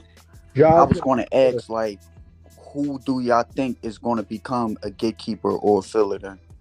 Maxi. What the young players? Maxi is the next. Ja's definitely going to be a filler. Maxi's going to be the next Steph Curry. You'll see it. Ja's going to be Westbrook. Max is going to be the next Steph Curry? Yeah, look at his game and look how they're pushing him so hard. He might win a title with the Sixers without Joel. They've talked about him all year. If you watch, like your New York guy, they talk about how even the Knicks wanted him, and they thought they were going to win a chip with him. This is when, remember, they were going to think about getting rid of Joel. A lot of people wanted Maxi to win a chip. They all said that they wanted him after Westbrook left in the summer. They all asked for Maxi in a trade when the Sixers had all these draft picks. And they were trying to get LeBron a couple weeks ago. Woo! Did you know that? Did you know that? Yeah, the Sixers were trying to go after LeBron, but they were trying to go after LeBron. Yeah, and he said no to the Sixers. Yeah, our GM was going after him. For real? Yeah, it's all over. Look up. Yeah. I swear. I swear, I ain't even hear that one. Yeah, he wanted LeBron because he wanted to win a chip. I guess with Joel, but we already know he's a gatekeeper. So yeah, they want LeBron. Yeah. Also, I wanted to say, go ahead. I wanted to say that one more thing before you play that video. Like, John Morant is going to be a filler because he's going to be the next Westbrook. Here's why: because he's just not a role model. He's just not a role model for like the kids right now, because the kids are looking up to these guys. So at this point, he's done. I just don't think there's no shot of him going far with Memphis. That's all I agree. I agree with that. I think the NBA's trying to figure out what they're gonna do with Ja. I personally don't think that he's injured.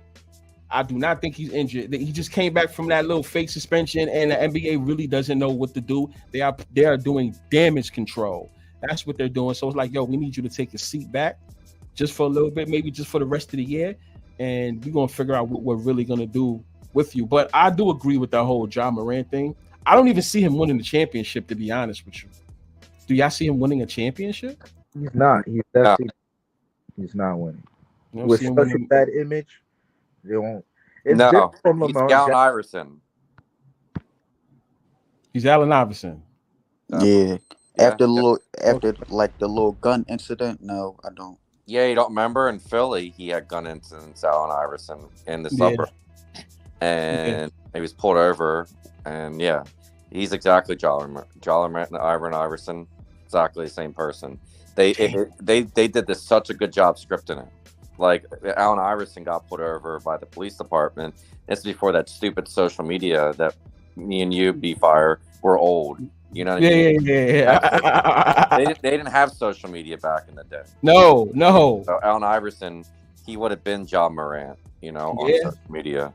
Yeah, because you're talking about that incident in the bowling alley, right? Nah. Remember, you're from New York, so remember you go over the bridge, and Ben Franklin Bridge, they got him, and he had a gun. Oh yes. Okay, and the Philly police got him, going into Jersey or Philly. You had a place in Philly. He's going over the bridge in Jersey, and they got him. They locked him up. Yeah, and they let him rock basically because of who he, you know how that go, politics. Yeah, but they still mess with him a lot, the cops, because they were trying to do their job and stuff, because he's, acting hood and stuff, and a lot of the cops didn't know how to handle him.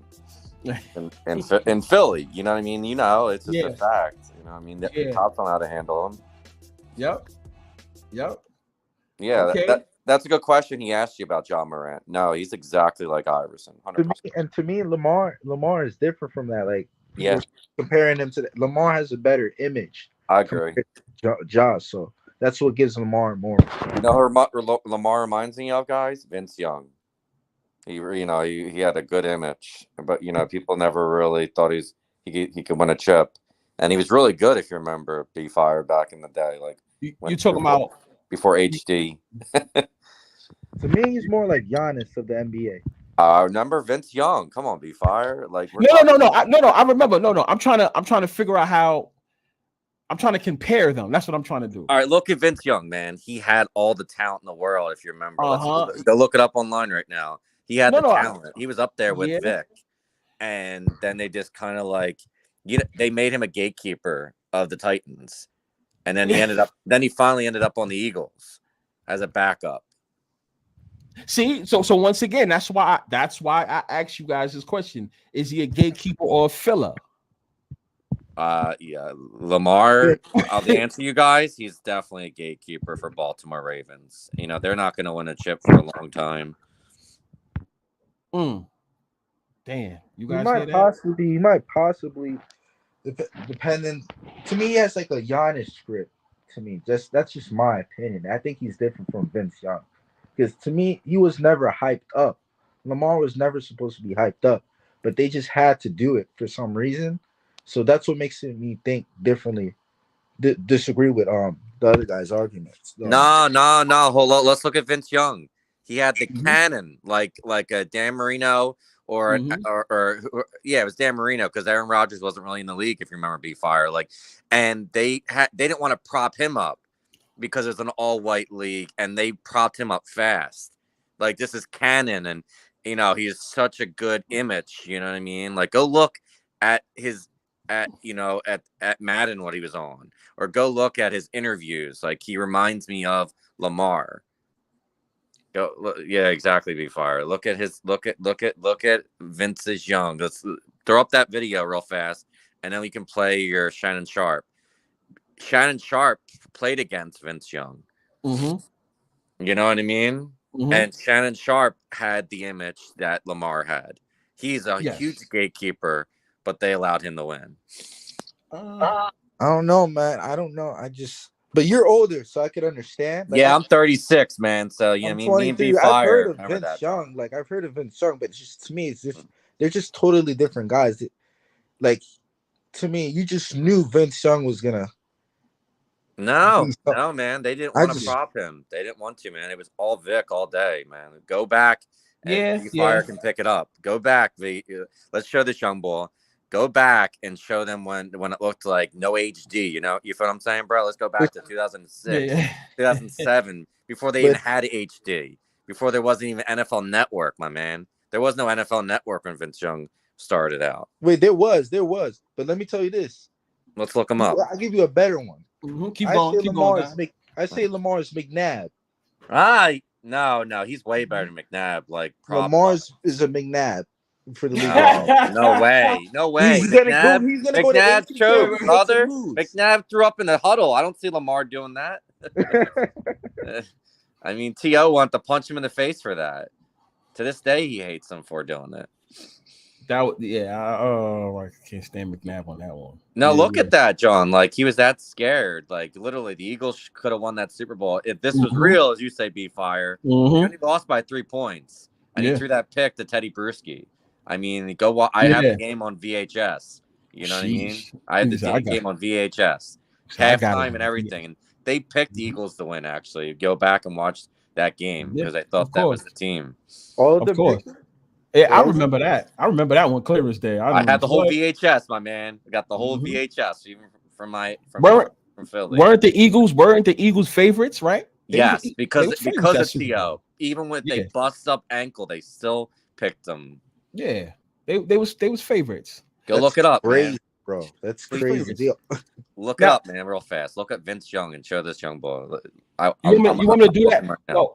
Let's do that after, because basically everything that y'all was saying made so much sense. It actually goes into this next Shannon Sharp video. Hold on, Vince Young, 2006 Rose Bowl against Texas. I don't know the young boy's name.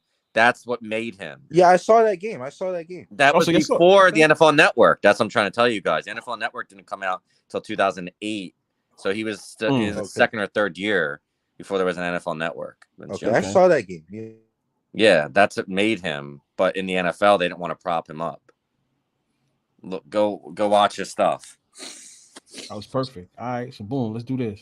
All right, so I'm glad y'all was talking about image because it really goes in to this next. Go hold on, Jeff Fisher, the ultimate gatekeeper in the NFL. He is the Doc Rivers. I'm looking at a video right now. What you talking about?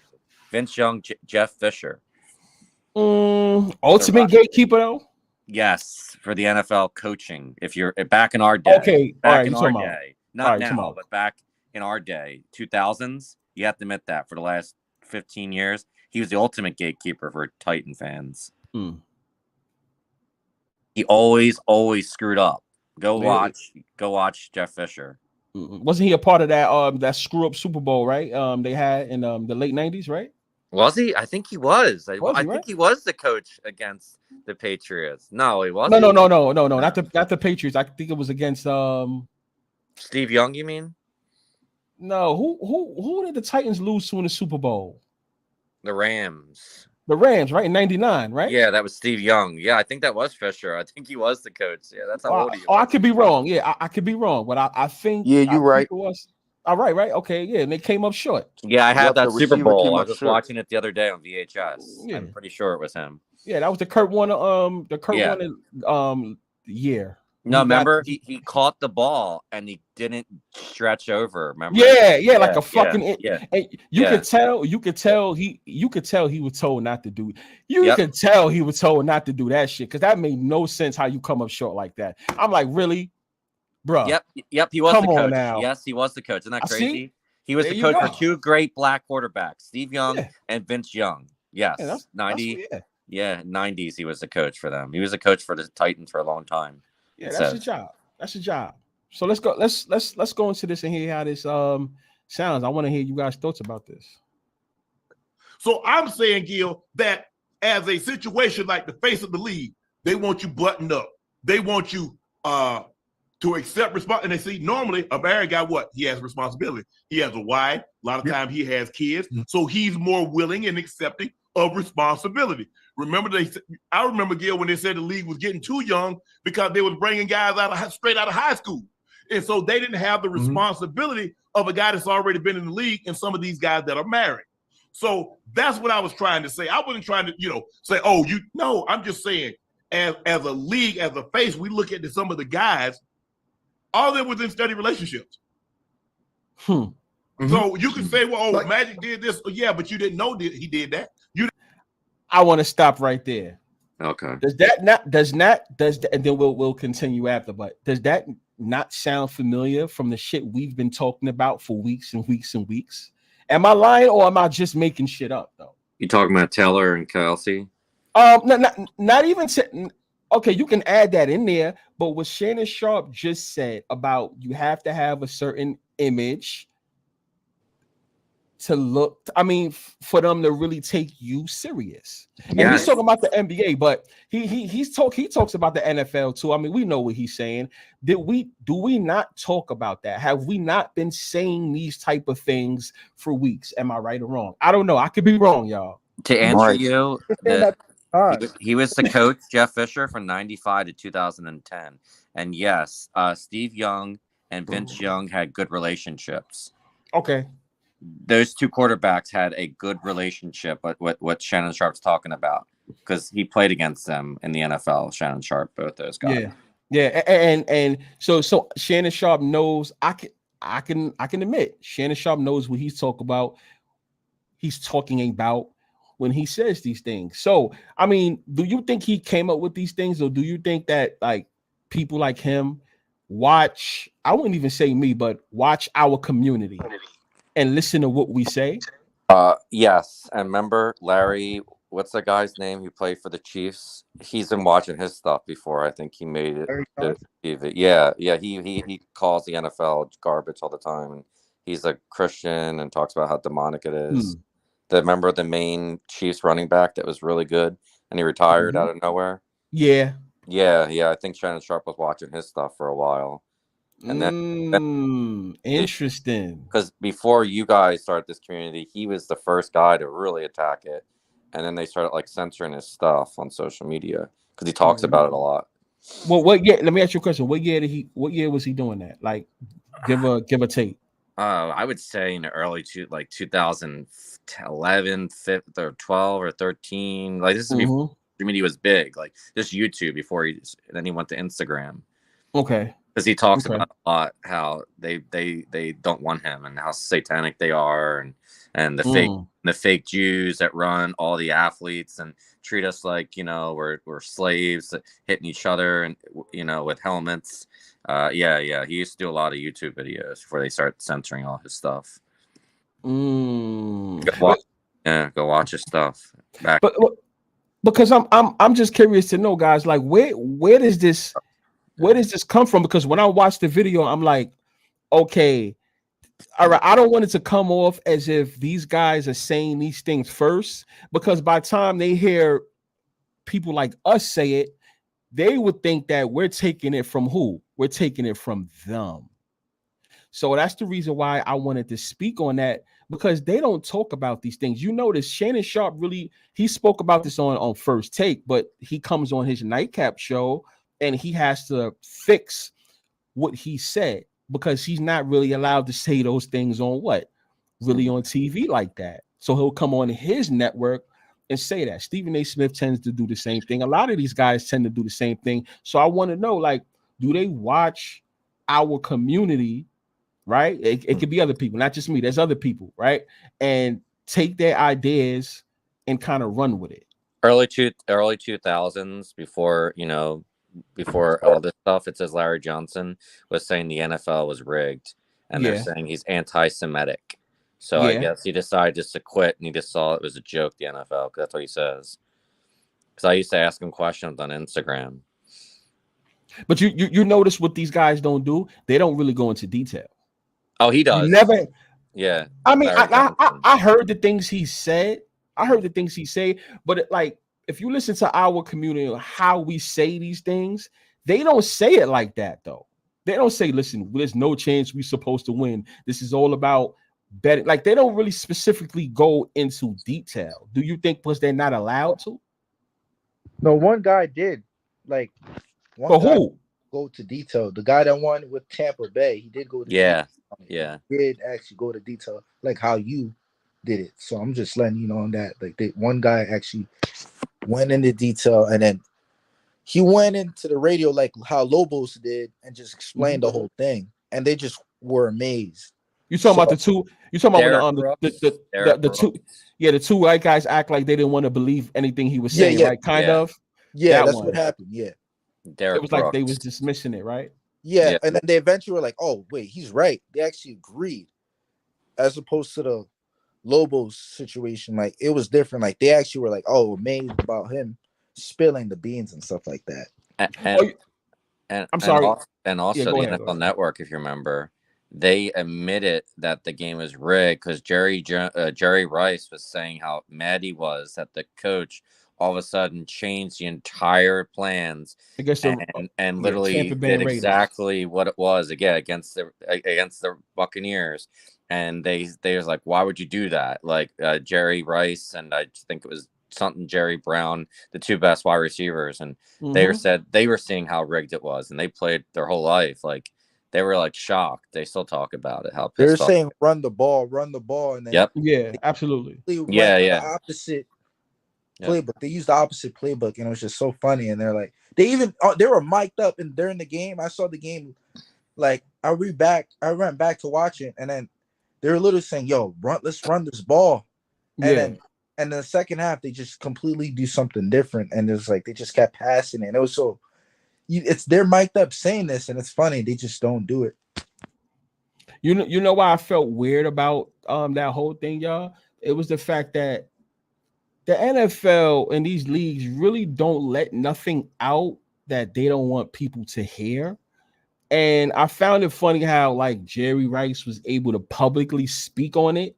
But he also is not blackballed. He's still allowed to be around the NFL. If you notice, you've seen it all this season. So it kind of makes me ask, did the NFL tell him to put that out there? Because once again, you're not allowed to really say these things without there being consequences and repercussions. So when I looked at the whole Raiders versus Tampa Bay, that Super Bowl, it felt weird that that's the only people that actually talk about a fishy Super Bowl. Why don't we ever hear about the Seattle and the Patriots? That Super Bowl. Why aren't people really like? I'm talking about players speaking. I'm talking about in detail, not Richard Sherman say, "Oh, he should have." No. What was you told? What was you guys told to do? You understand what I'm saying? Like, it's just usually weird to me. And from what I know, these leagues, if they don't want you to say something, you ain't gonna say it. So if they allow something to come out, it almost feels like they mocking you with that. I got you an answer if you remember. We got to look it up. He played for the Seattle Seahawks. He was around these two white guys. Remember, it was like a pothead cast, and he's admitting how they should have, how that game was blown against Brady. I think it was one of the Seahawks players, and everyone's like, "No, bro, like it's real." It's like, and he went into detail about it. Like, I guess he was high and he didn't care. And then he went into detail on one of these podcasts. Remember, because even Pat McAfee had to talk about it and joke about it. How I can't stand that guy. I can't stand him. I watched that before I met you and Lobos, and I was just like, wow, he's a Seahawk player admitting how Tom Brady's a fraud. Shit, and then we never heard from him again. Okay, no, I mean, meaning we don't hear from him again. No, not since there's White Boy Podcast, the potheads. No.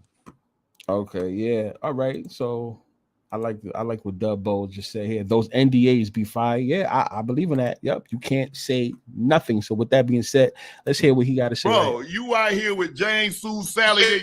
No, hey, Nate, Timmy. No, Marquand. No, we don't want you to aspire to be that. We want you to be. Look at quarterbacks. Here we go. Here we go. Married. Brady got married. Peyton Manning got married. Elway, Marino, Jim Kelly, Young, Montana. The list goes on and on and on and on and on. Now, Broadway Joe was a different story, but that was way back then. Was Eli Manning married? Eli married. Oh, but for the most part, hold on. What does that sound fucking familiar, guys? Yeah. Does that sound familiar? Yep. Right? For anyone that is looking and for the people that's going to watch the playback, does that sound familiar? How long have we been talking about that right there? You have to be married and you have to have a certain image, whether in the NBA or even the NFL, more the NFL, but even the NBA. If you want to be the face, NBA, if you want to be a face of the NBA, the face, you have to be a married family man. Right now, who are the face? Who's the face? LeBron James, and some people can argue who? Steph Curry, right? Guy. Am I right or wrong, guys? Both of them have families, yes or no? Yeah, and have kids. And have kids. Okay, let me ask you a question. Before Bron and Steph Curry was the face, anyone that's listening, the face. Who was the face before those two? I would say Kobe. Kobe. Not, correct me if I'm right or wrong. Did Kobe have? Did he? Okay. Did Kobe have a family? Yes or no? Yes. Yep. Yes. Oh my God, Kobe had a mother effing family. Even Shaq had kids. Shaq had his thing, his back and forth with his wife. Things wasn't going good, whatever. But yeah, for the people that's saying Shaq, even he had a family. Well, before Kobe and Shaq, who was the face of the league? We all know. Jordan. Michael mother effing Jordan. Did Michael Jordan have a family? Hell yeah. Yep. Hell yeah. So this is what we try. This is what we're trying to tell you people. And Karl Malone. What about him? He was also the face with Jordan, if you remember it. They always was he? They always talked about Karl Malone, Jordan, because it was like a rival. They always would talk about Karl Malone. Okay. He was the face of the Utah. No one really cared about Utah except for Karl Malone. Okay, all right. He made that town. All right, so let's say that. Then yeah, you know what? Let's say that he had a family, right? I'm pretty sure. Nah, because Karl Malone has some shady. He has some shady shit going on with a young girl, right? Yeah, that came out later on. That Even came with out Kobe later. Bryant's wife too, he did some shady stuff with her. Later That's true. on. Later That's on. true. But not when Jordan and him were. They pumped that up for like 5 years. I have old VHS tapes. They always talked about, are they going to play against each other during the regular season? So there you guys see it, right? You have to be a family man to at least have some type of success. And when we say this, people think, "Oh, you're bugging." Okay, I don't. Whether Shannon stole it from, let's assume he ain't steal it from this type of community, and he came up with that, right? But that lets you know, if you ain't getting your act together with no wife, no family, and you're not marketable, they may keep you as a gatekeeper. It brings me back to all the way as a gatekeeper. You might be a gatekeeper and nothing more, no success. That's what I'm trying to tell these people. That's what it comes down to. But when we say these things, oh my God, he's a conspiracy theorist. Be Nah, fire. Was Chad Cinco? Was he a gatekeeper? I don't know if he had a family, but he was a filler. He was a filler. Okay. Mm-hmm. He was a filler because once again, you have to have guys. Well, you guys know this, but for the ones that don't know, you have to have people to talk about, because you just can't talk about Tom Brady all day. Who's the filler guys? And that's how you get the money rolling in. Randy Moss. Randy Moss. Let's start talking about. Go ahead, guys. My fault. Go ahead. Randy Moss. Say, Who else? Odell. Odell to me was a filler, but yeah. Let's go old school instead of new school, because I don't like football now. I think back in the day they actually played harder. Algie Crumpler. He was a filler. Filler. Yep. Antonio Gates. Who else? What you just said? Antonio Gates, he said. Filler. Tony Gonzalez. Filler. Jeremy Shockey, you're a Giant guy, maybe when you were a kid, when it was real. Definitely filler. Jason Sehorn. Aaron Rodgers. Jason Sehorn. Aaron Rodgers is. I'm gonna keep it 100 with you guys. I'm gonna keep it dead real. Aaron Rodgers is not a gatekeeper. Huh? Wait. Hold on. He won a chip. He won a chip. He won one early. Yeah, he won, but I'm talking about like losing back to back national championships. Yeah, you got a point with that. See, this is the reason why this is a good conversation, and we might have to have a part 2. And I'm talking about like a big one where everybody that's in the chat, everybody has to come in like up. They come up and speak, because this is a real good conversation. Because what you just said was actually right. I sat there and said Aaron Rodgers is not a gatekeeper, but you said, yes, he is, because he won one championship, but this nigga keep coming up short any other time. So if you really think about it, you actually have a point. You know what I'm saying? So I'll give you an answer. He just brought up Aaron Rodgers. Jerome Bettis. He only won one chip, and he no one really talked about him, but then eventually became the face of the league for the last 5 years of his life. Peyton Manning too. Peyton Manning really wasn't a nobody until he started getting better. In his first couple of years, they thought he was a bum, if you remember. Go watch his games in '99. So what do y'all really think about the whole Peyton Manning thing? Was that just because he won early, and he also won late. But I do know what the late one was for. That was a goodbye. I would say the black coach made him. Other than that, he had no good coach. The guy from the Buck, he made him. He always talks about him because he's a Christian. Go watch his NFL stuff. He always brags about Peyton Manning, and he coached a lot of quarterbacks, don't you? To me, like with Peyton, I feel like I don't think he's really a gatekeeper like that. He's in, because it was always between.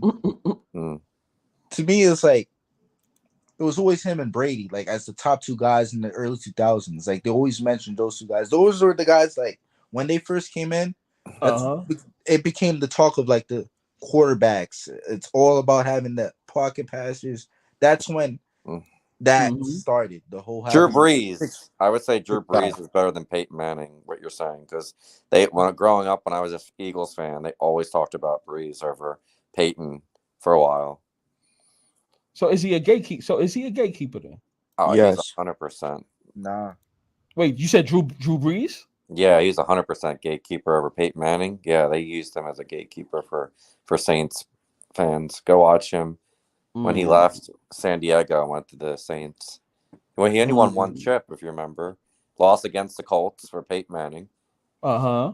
Yeah, he won a chip, only one with Sean Payton. Yeah, and we know what that was about. It was because of the whole was that Hurricane Katrina, right? Well, they also say he won because of the Bounty Gate. So it was even worse. It was worse than Deflate Gate.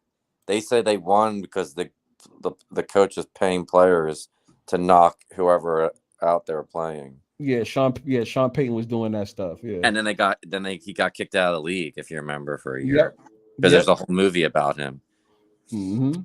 Yeah. Which do y'all think that was real? Or do you think that was like the NFL, with their little fake storylines going on? I want to know. I want to know what you guys think before I say something. I don't know, man, because like I played sports, and sometimes coaches can do that kind of stuff.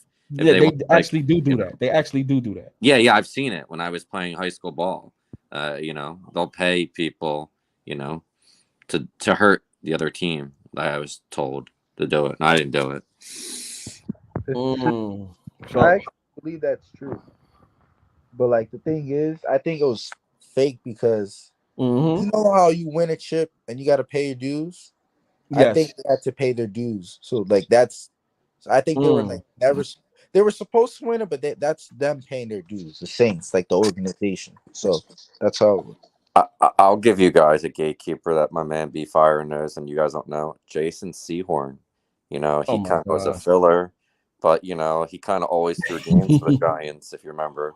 Even when the Ravens Super Bowl 2000, he played worse than he did in the playoffs before. Jason Sehorn. Look at that game again. He threw that Super Bowl for the Giants when they lost real bad. You talking about the not the 2000 one, right? 2000. Remember? That's against the Ravens when the Ravens beat their ass. He was right? He was their top guy, Sehorn, if you remember. Yeah, they always threw to him. That's when Ray Lewis went crazy that game. Yeah. He tried to knock out what's that boy's name? The white quarterback from the Giants. Eli? No. Nah. Eli. Damn, I forgot his name. What was his name at the time? I forgot.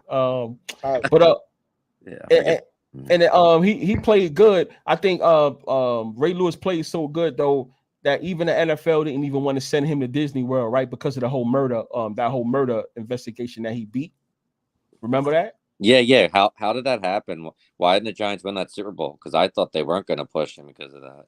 Yeah, that's what I thought too. I guess it was in it for the Ravens to win.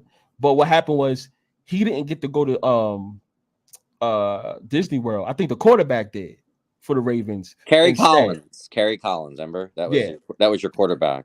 Okay, at the 41-0 against the NFC Championship wins. Yeah. There you go. There you go. There you go. See? Yeah. Got that knowledge. We're going old school on these young boys, man. We got to bring, you know what I mean? I see it. Kerry Collins. All right. When they watch this video, they got to start looking at the old school, like Michael Vick was telling. What's that guy's name? That's the best in the league. The Cheetah. He would get his butt handed if he played McNabb's era. He wouldn't be running around like he's running around. Dawkins would have killed that guy back then. That's true. That's true. Dawkins, Troy Vincent, Bobby Taylor, all of them boys. So who's the upcoming gatekeeper? Ooh, quarterback, or are you talking to anybody? Herbert. Yeah. I mean, y'all can say any position. But we know the important positions in sports anyway. So I don't think they're gonna have a gatekeeper for quarterback anymore. I think they're gonna go for wide receiver because the young boys like wide receiver so much. a wide receiver gatekeeper.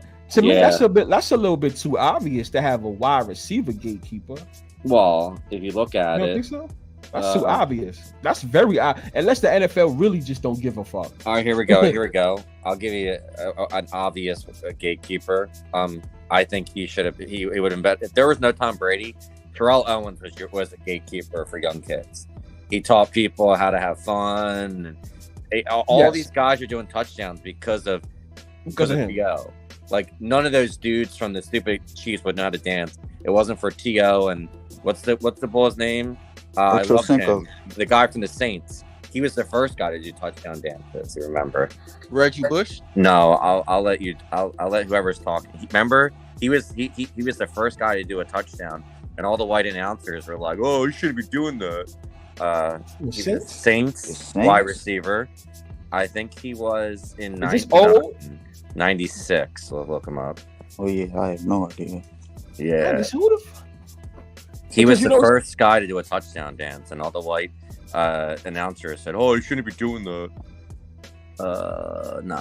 What's his name? You know what I'm talking about. They play him now. Now they play him proudly on NFL reels. They never did that before. They didn't like him doing it. It's all accepted now. That's yeah, look it up. I guess Saints wide receiver. What would you do? First touchdown dance? They would get a random player that no one knows about and use him as a crash test dummy to get him out the game. Joe Horn. Monday Night Horn. Football, he was the first guy to ever do the touchdown dances. Young boys, if you ever watch this, go watch it on YouTube. His touchdown celebration. Go listen to the announcers. They're like, "Oh, I can't believe he's doing this." And he like, oh wait, he the one that had signed the ball, right? Yeah. I think let me look at it. I'm watching it right now. I think B Fire should definitely play it for you guys. But yeah, he was the first guy before T.O. to do that. Okay. What y'all want me to? Which part y'all want me to show? It's Joe Horn's touchdown dance. It was the first one ever. They outlawed that stuff back in the day. B Fire, if you remember, they didn't like that stuff. Yeah, they ain't like that stuff. No, yeah, I remember that. In the 90s, no. Jerry Rice didn't even do that. Yeah, it was Monday Night Football against the Giants. 30-yard. All right. I'm about to show for you guys. I'm about to show what he's talking about for anyone that don't know. What the fuck is this? Yep. They did a flag and everything. They were upset with him for doing it. Yep. They won that game though, right? Yeah. Against the Giants. Yeah, I know I'm not tripping. There you go, y'all. This was 96. 30-yard empty backfield. 15 years ago. Brooks with time, rifles, touchdown, Saints. Yeah, right there. Joe Horn, and he pulls up the protective cover. Oh, the cell phone. That's what it was. Yep. There's a new one. He got his own phone. He hit his phone. You see what happened, B Fire? Yep. White people don't know what to do. Now, remember, Terrell Owens, they passed a rule after the Sharpie came out, and it said you can't have anything on your body. Now, I guarantee you there's going to be a new rule. Monday morning in the commissioner's office, we're going to have a new rule regarding celebration. And I'll tell you right now, I don't like it. I think that does not show me sportsmanship. No, I really don't. I think that is bad. And the officials now throw a flag. That's going to be unsportsmanlike conduct. I'm glad. And good for them. I'm glad. I mean, it's a nice everything he does is perfect. Number 87. The touchdown is good. The penalty will be enforced on the kickoff. There you go, young boys. Yeah. It was not like that. And Michael Thomas had did that before for the Saints. Yeah, but you guys love your NFL, but back then they didn't like it. Yeah. Then Shannon Sharp tried to remix that, right, against the Patriots. I think you're right. I'm looking right. Yeah, call the National Guard. Them boys. Yeah. Call the National Guard. Them boys need help after they were smacking the Patriots. Yeah. He tried to do some phone shit. But now, like you guys said, now it's accepted you know, and nobody's sweating it or whatever. So No, listen to the announcer again, and you remember because you were a big football guy when it was real. Like that white guy is just like, I don't know what I to don't do like here, him. John. he was hating. No, really don't. I think that is bad. And the officials now throw a flag. The Sharpie came out, and Look it how- said you can't have anything on your body. Now, Listen to how I mad they guarantee you sound. there's going to be a new rule. Monday morning in the commissioner's office, we're going to have a new rule regarding celebration. And I'll tell you right now, I don't like it. I think that does not show me sportsmanship. Nope. I really don't. I think that is bad. And the officials now throw a flag. That's going to be unsportsmanlike conduct. I'm glad. And good for them. I'm glad. I mean, it's a nice everything he does is perfect. Number 87. The touchdown is good. The penalty will be enforced on the kickoff. So think about that, B-Fire. Teach the young bulls. Every guy that you like, you're watching this right now, and the people are haters. Hey, football's real. They all copy off the original bulls like Joe Horn. Even what's that guy's name? The Cheetah. I just pulled up because of you. It says he reenacted what Shannon Sharp. They can't create these young dudes. They're using the old school stuff and trying to make it seem like it's cool. Be fired, just like they say, "Oh, you suspect." Back in our day, say you'd be tripping. Like they can't even use their own language. They got to like use the original language. So instead of saying suspect, you sus. You know, what I mean? Back in our day, you tripping. You know, Yeah. You know, we had our own slang. The young people can't use their own slang. They're illiterate. I saw the press. So you saying this happened back in 2003? Actually, that's crazy. Yeah, Not think that about long that. ago. And go look at young wide receivers that you guys are calling gatekeeper or fillers. They're copying off Shannon Sharp, Joe Horn, Terrell Owens, Randy Moss. Their touchdown dances are not created on their own. No. What the fuck is this? Let's see right here. Look at my I man. saw the president. President, we need a National Guard. We need as many minutes you can spare because we are killing the Patriots. So call the dogs off. Send the National Guard, please. They need emergency help. Please help these folks. They're coming. Help is on the way. Help is on the way. Help is on the way. I promise you. The president, I called the National Guard. He said to the National Guard, help is on the way. I promise you. In 10 minutes, help will be here. In 10 minutes. Okay, you coming. We understand. He coming. They sending help. Be fire. Now play the Cheetah's version of that. Like you have to admit, like I know we're getting old Be Fire, but like I would say the 90s to 2000s, that era was just so more like they were more manly. You know what I mean? I don't know. I know you do know. I know another reason why you say that. I know why.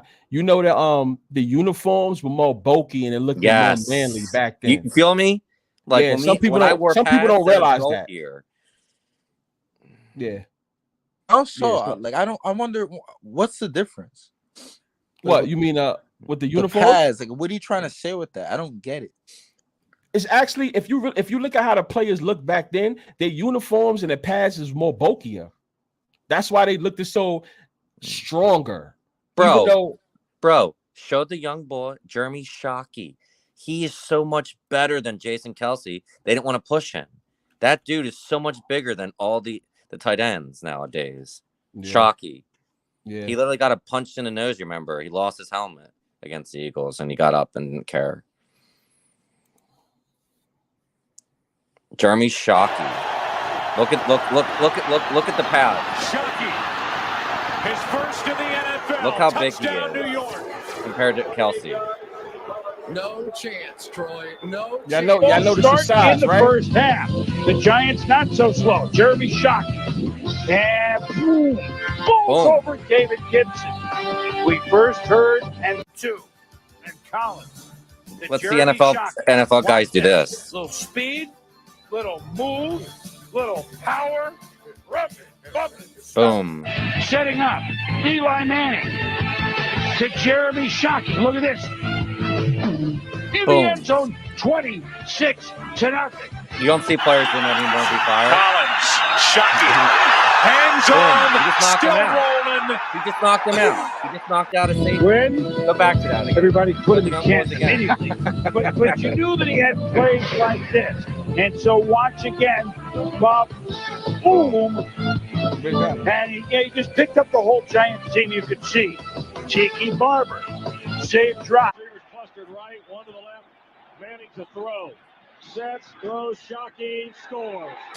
He just took down 2 NFL guys. The first big play from Manning, burst, touchdown. Here the Giants get another touchdown right here. Sweet drive for the Giants. I hated him. But the drive moving down. Collins pumps once and hits Shockey again. First lead. Warner was So y'all get it how big that dude was. Pause. That sound crazy. Yeah, now I see the difference. Yeah, You see how he is? He See would the destroy size? any NFL player right now. Yeah, you see the size and how they are and stuff like that. It was actually different from what we look at and the things that we be talking about all the time. Like, it had a whole different type of size. Oh, he's better than Gronk. He literally him and Jason Witten would have killed Gronk back when Jason Witten wasn't hurt. I would say Jason Witten, Jeremy Shockey were the 2 craziest tight ends. Witten was nice too. He was. Remember? Hey, you must never seen George Kittle play before because he played just like that, but just smaller. Kittle nasty. George Kittle is better than Kelsey. He's better than Kelsey. I think so. Talent wise, I think he is. I don't think George. I think George Kittle in the league with McNabb would it not been as good. Like, look at Shockey. Like, you don't know how many times he knocked over like linebackers. I don't see George Kittle doing that. George Kittle runs over people damn near every game. But he gets to play with soft NFL players. Like now, like they literally have 2-hand touch at a freaking Pro Bowl when Jeremy Shockey is running over dudes in a go watch a Pro Bowl if B-Fire wants to bring that up one day and you guys can watch along with a Pro Bowl. He's running dudes over during the Pro Bowl. You know, he was playing like a normal game. I'll check that out. Go watch the NBA final All-Star game, young boy. And 60 fouls in 1992. This NBA All-Star game, 3 fouls. That's how you know sports are different. Think about that, B-Fire. Go look at your NBA All-Star game. Only 3 fouls were called. 60 fouls were called when Jordan was playing. That's what we going that. So then I have an interesting live. I'm giving you more content. Yeah, I actually have an interesting live. I'm gonna let you guys know about Sunday. We're gonna do a live. We're gonna go live Sunday actually. All right. Yeah. We're gonna this one was good. Yo, shout out though. Yo, shout out to y'all. Yo, shout out to Kennedy. Shout out to Yosef, man. For real. Be fire, man. You can always email me. Shout out to Drew. I would love for us to do a watch along to an old game and have the young boys, and we can commentate. Me and you will commentate. Be like, oh damn, look at George Kittle. He would get his butt handed to him by my man from the Patriots. You know what I'm talking about. What's that ball's name? Yeah. He was my favorite guy ever on the Patriots. He was the Brian Dawkins for the Patriots. You had those 2 guys that would lay out Kittle when he goes out in the middle. You know what I'm talking about? Rodney Harrison. Rodney Harrison, and what's the other boy's name? The safety. He was the top safety. Before Tom Brady, had to get rid of him. Malloy? No, man. We're talking when they won their first title with Brady. Lawyer Malloy. No. Malloy was there though. I know he was, but we're talking. Is he on TV? Is he on TV? No, he's not on TV now. No, he's not on TV. No, a lot of Patriots old guys be getting fucking jobs. I know. Come on, man. We would have to watch along with that games. So no, we'll do that. We'll do that live together then. All right, let me pull them up. I won't even cheat and look at it earlier before then. I'm telling you, the young boy brings up George Kittle. I'm telling you, bro. Like when I watch old games, he would not handle it in Vic's era, bro. Like I'm telling you, Vic is way tougher than George Kittle. Huh? George Kittle could block the ends. No, bro. The NFL is soft now.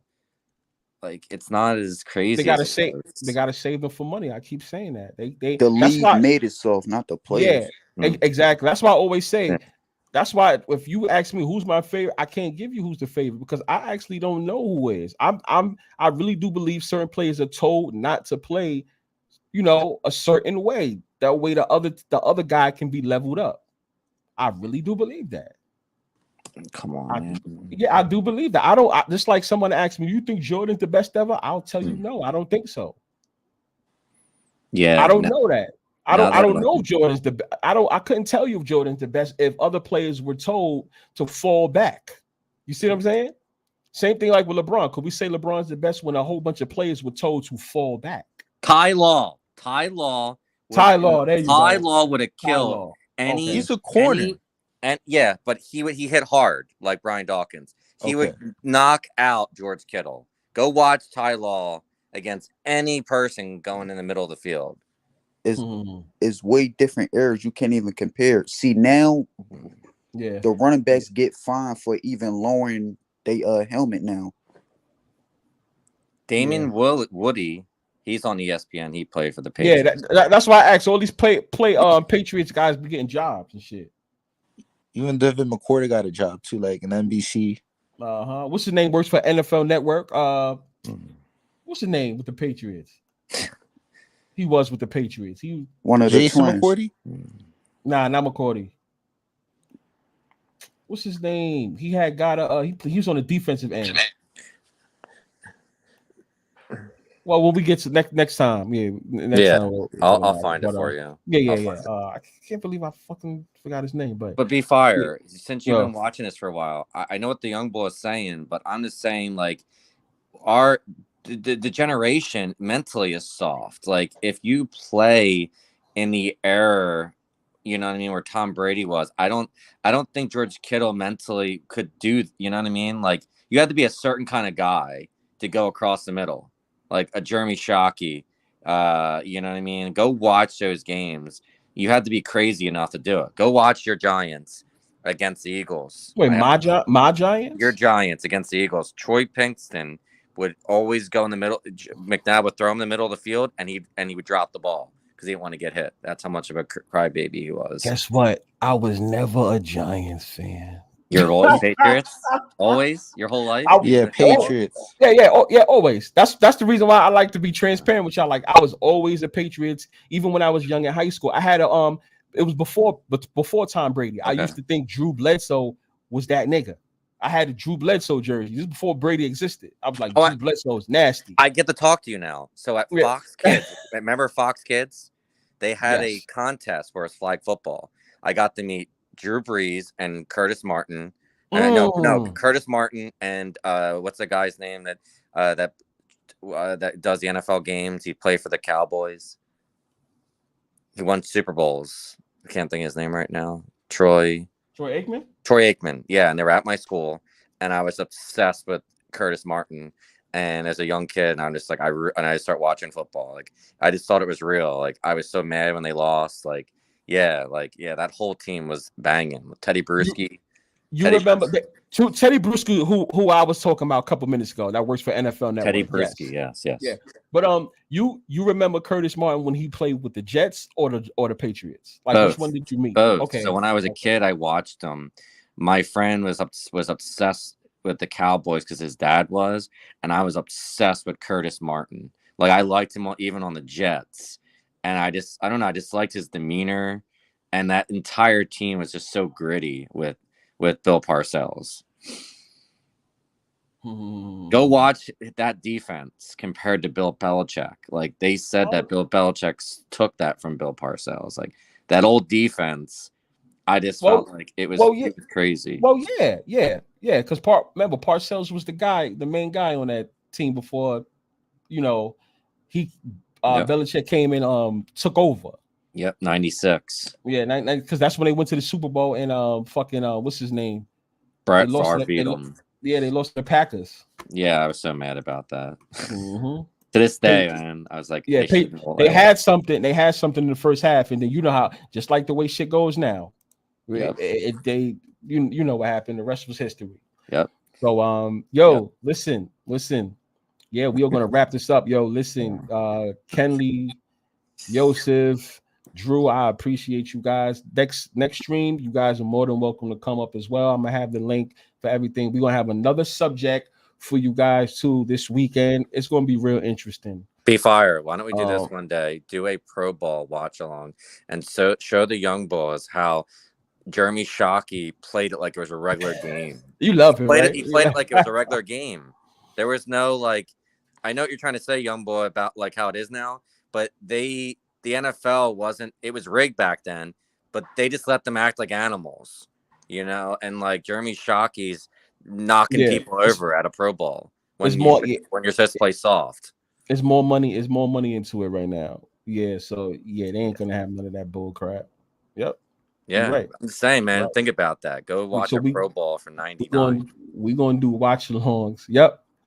So once again, and for everyone that is watching, I appreciate all of y'all too. We're gonna wrap this up. I know y'all tired, whatever. I know some of y'all want to get into bed and hurry up and beat off, and I'm talking y'all heads off and stuff like that.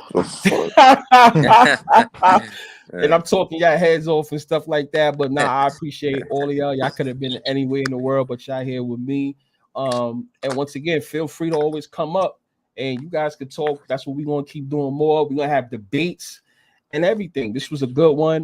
Now I have the whole gatekeeper thing.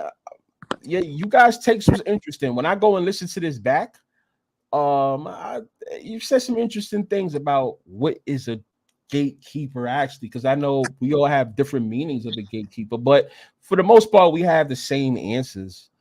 But you guys' definition of a gatekeeper is pretty interesting. Be fire, the ultimate gatekeeper NBA, Larry Brown. Look him up, guys, for the Sixers, and then they finally gave him a championship in Detroit. Yeah, in 2000, a lot of games for AI. In 2004, about time. Yeah, he was the gatekeeping coach. Yeah, he blew many games for AI. Go watch him for the last 10 years. That was his job. Yep, that was his job. So once again, we out. Yo, we are gonna be out of here. I appreciate you guys. See. There you go. Hold on. Let me get you out of here. Good look, Kesley. Hold on. Have a good one, man. You too. Move from stage. Yes, good look, guys. I appreciate it. You could be anywhere in the world, but you're here with me. But not for nothing. No, we gonna be out of here. I know you guys are tired and stuff like that. I've been talking your head off. I'll see you guys Sunday. And is it rigged? Scripted? Fixed? I don't know. You tell me.